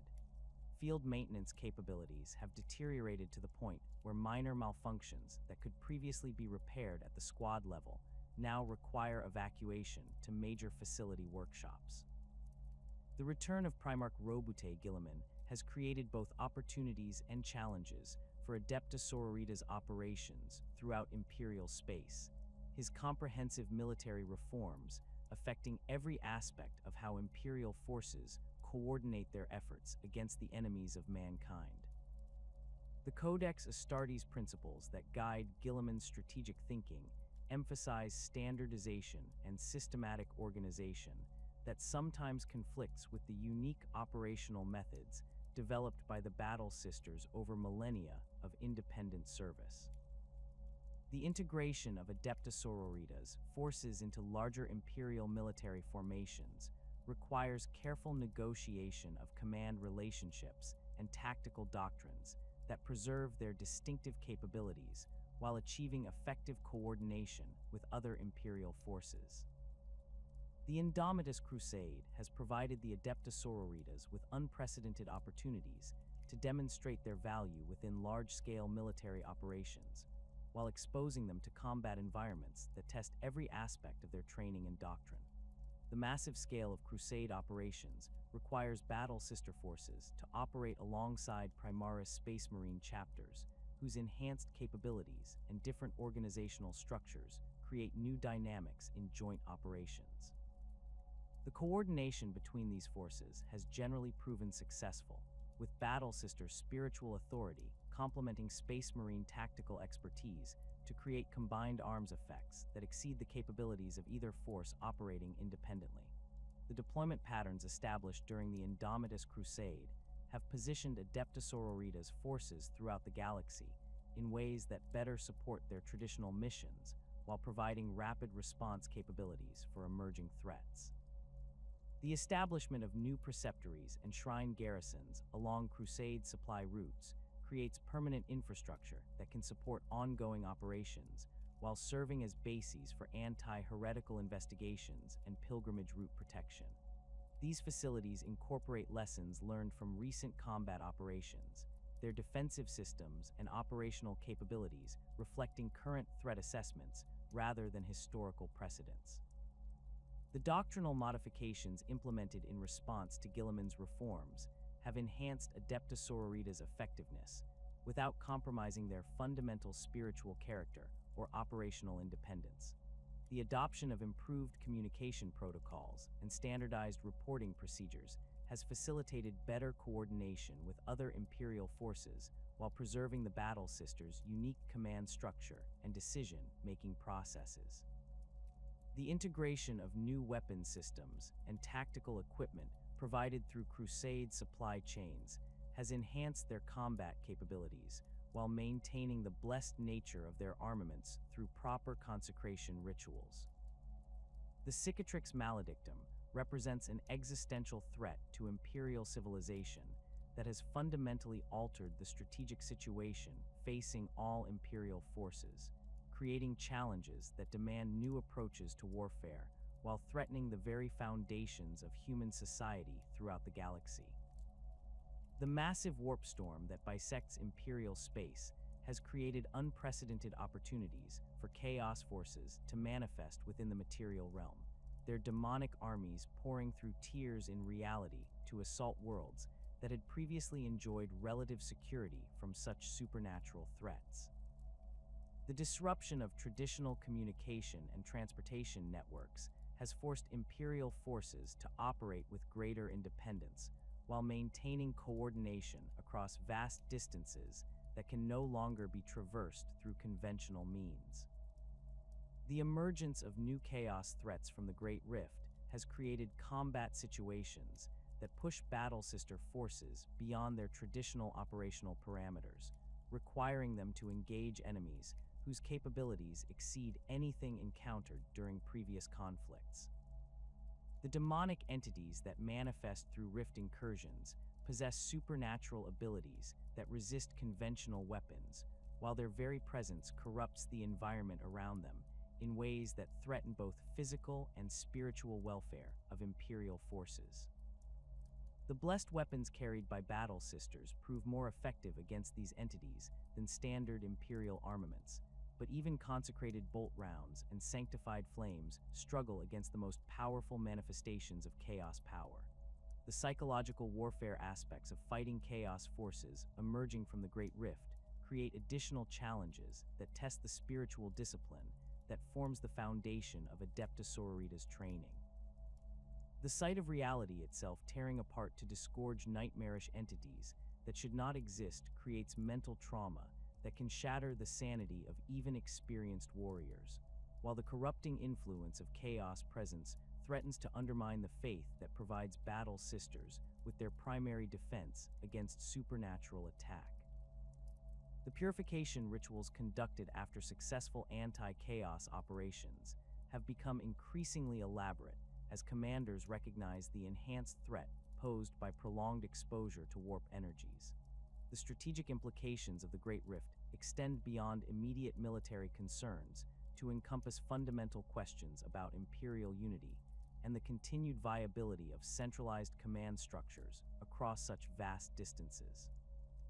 The division of imperial space into two distinct regions with limited communication between them has forced Adepta Sororitas leadership to develop more autonomous operational doctrines that can function effectively without constant guidance from Terra or Ophelia 7. This increased independence has enhanced their tactical flexibility while creating potential challenges for maintaining doctrinal consistency across widely dispersed forces. The Xenos incursions that have intensified since the opening of the Great Rift present diverse challenges that require battle sister forces to adapt their tactics to engage enemies whose capabilities and motivations differ dramatically from traditional human opponents. The Tyrannid hive fleets that have emerged from the galactic void demonstrate coordination and adaptive capabilities that challenge conventional imperial tactical doctrine, their ability to rapidly evolve countermeasures against specific weapons and tactics forcing constant innovation in combat methods. The blessed nature of Adepta Sororitas' weapons provides some advantages against these alien creatures, but their overwhelming numbers and relentless advance create tactical situations that test the limits of even the most disciplined battle sister formations. The Necron Tomb worlds that have awakened throughout Imperial space present technological challenges that exceed anything in the current Imperial arsenal, their advanced weapons and defensive systems rendering conventional assault tactics ineffective against their primary installations. The ancient nature of these threats creates theological questions about their relationship to the Emperor's divine plan, as these entities predate human civilization by millions of years, while possessing capabilities that seem to mock imperial technological achievements. Battle sister forces engaging Necron forces must rely heavily on acts of faith and divine intervention to achieve tactical objectives that would otherwise prove impossible against such technologically superior opponents. The Orc-Wahs that have erupted across the galaxy in response to the increased warfare generated by the Great Rift create massive conventional threats that strain Imperial defensive capabilities while providing opportunities for battle sister forces to demonstrate their effectiveness in large-scale conventional warfare. The chaotic nature of Orc combat doctrine plays to Adepta Sororitas' strengths in coordinated assault tactics and disciplined firepower, their ability to maintain unit cohesion under extreme pressure allowing them to achieve breakthrough effects against Orc formations that might overwhelm less disciplined forces. The psychological impact of battle sister hymns and battle cries proves particularly effective against Orc morale, their thunderous voices creating audio effects that can disrupt enemy coordination while inspiring nearby Imperial forces. The heretical movements that have proliferated throughout Imperial space since the opening of the Great Rift represent perhaps the most insidious threats facing the Adepta Sororitas, as these internal enemies exploit the chaos and uncertainty of the current era to spread corruption within Imperial society itself. The chaos cults that emerge from populations driven to desperation by constant warfare and privation prove especially dangerous, because their initial appeals often focus on legitimate grievances and genuine suffering that makes their message attractive to Imperial citizens facing impossible circumstances. The identification and elimination of these threats requires sophisticated intelligence capabilities and careful discrimination between genuine heresy and legitimate expressions of dissent or despair. The genestealer cults that have established themselves on countless Imperial worlds during the current era of disruption present biological threats that can remain undetected for generations while gradually subverting entire populations through alien influence. The enhanced Tyrannid activity associated with the Great Rift has accelerated the activation of dormant genestealer infestations, while creating new opportunities for alien infiltration of Imperial worlds whose defensive capabilities have been weakened by constant warfare. Battle sister forces conducting anti-genestealer operations must maintain strict biological security protocols while engaging enemies whose capabilities include industrial equipment, civilian vehicles, and corrupted members of local security forces. The emergence of new religious movements that claim to offer alternative interpretations of imperial doctrine creates theological challenges that require careful evaluation by battle sister forces trained in doctrinal analysis. The disruption of traditional communication networks has allowed isolated populations to develop religious practices that may deviate significantly from orthodox imperial doctrine without necessarily constituting heretical corruption. The distinction between harmless local variation and dangerous theological deviation requires sophisticated understanding of both imperial doctrine and the specific historical circumstances that have shaped local religious development. The enduring legacy of the Sisters of Battle as exemplars of human faith and determination has never been more crucial than during humanity's current darkest hour, when the very survival of imperial civilization depends upon the continued devotion and sacrifice of those who serve the Emperor's will without question or reservation. The sight of battle sisters advancing through enemy fire while chanting hymns of devotion creates powerful psychological effects that extend far beyond their immediate tactical impact, their visible demonstration of unwavering faith inspiring hope among civilian populations who might otherwise despair in the face of seemingly insurmountable threats. Their reputation for incorruptible loyalty makes them invaluable assets during operations where the loyalty of other imperial forces might be questioned, their presence serving as both moral authority and practical guarantee of mission success. The acts of faith that manifest through battle sister devotion have become increasingly frequent and dramatic during the current era, suggesting that the Emperor's divine attention remains focused upon his faithful servants even as the galaxy burns around them. These miraculous interventions provide tactical advantages that can prove decisive during desperate battles, while serving as tangible proof that the Emperor continues to protect those who serve him with absolute devotion. The documentation and analysis of these supernatural events creates comprehensive records that serve both historical and theological purposes, their accumulated testimony providing overwhelming evidence for the reality of divine intervention within imperial military operations. The training programs conducted at Adepta Sororitas facilities throughout the galaxy continue to produce warriors whose capabilities exceed those of conventional imperial forces, despite the resource constraints and operational pressures that affect all imperial institutions during the current crisis. The spiritual discipline that forms the foundation of battle sister training provides psychological resilience that allows them to function effectively in combat environments that would break the morale of less devoted forces, while their tactical coordination and weapons proficiency create combat effectiveness that rivals that of genetically enhanced space marines. The maintenance of these training standards requires constant vigilance and adaptation to changing circumstances, but the results justify the enormous investment of time and resources required to produce each new generation of battle sisters. The future of the Adepta Sororitas remains inextricably linked to the broader fate of imperial civilization, their continued effectiveness depending upon the Imperium's ability to maintain the industrial and logistical infrastructure necessary to support their operations while preserving the spiritual foundations that provide the source of their unique capabilities. The challenges facing humanity in the 42nd millennium will test every aspect of their training and doctrine, but their history of triumph over seemingly impossible odds provides reason for confidence that they will continue to serve as the Emperor's faithful daughters regardless of the trials that await them. As the galaxy burns and darkness closes in from all sides, the Adepta Sororitas stand as beacons of pure faith in a universe gone mad. Their power armor gleams with blessed light amid the shadows of war, their voices raised in hymns that drown out the screams of the dying and the roar of enemy weapons. They are the Emperor's daughters, his faithful servants who have never wavered in their devotion, despite 10 millennia of constant warfare and sacrifice. In humanity's darkest hour, when hope seems lost and the forces of chaos press in from all directions, the Battle Sisters remain steadfast in their duty.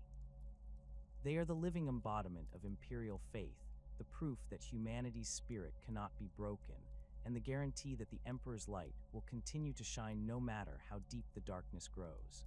Their legacy is written in the blood of martyrs and the ashes of the heretical, a testament to the power of absolute faith in an age where faith alone stands between humanity and oblivion.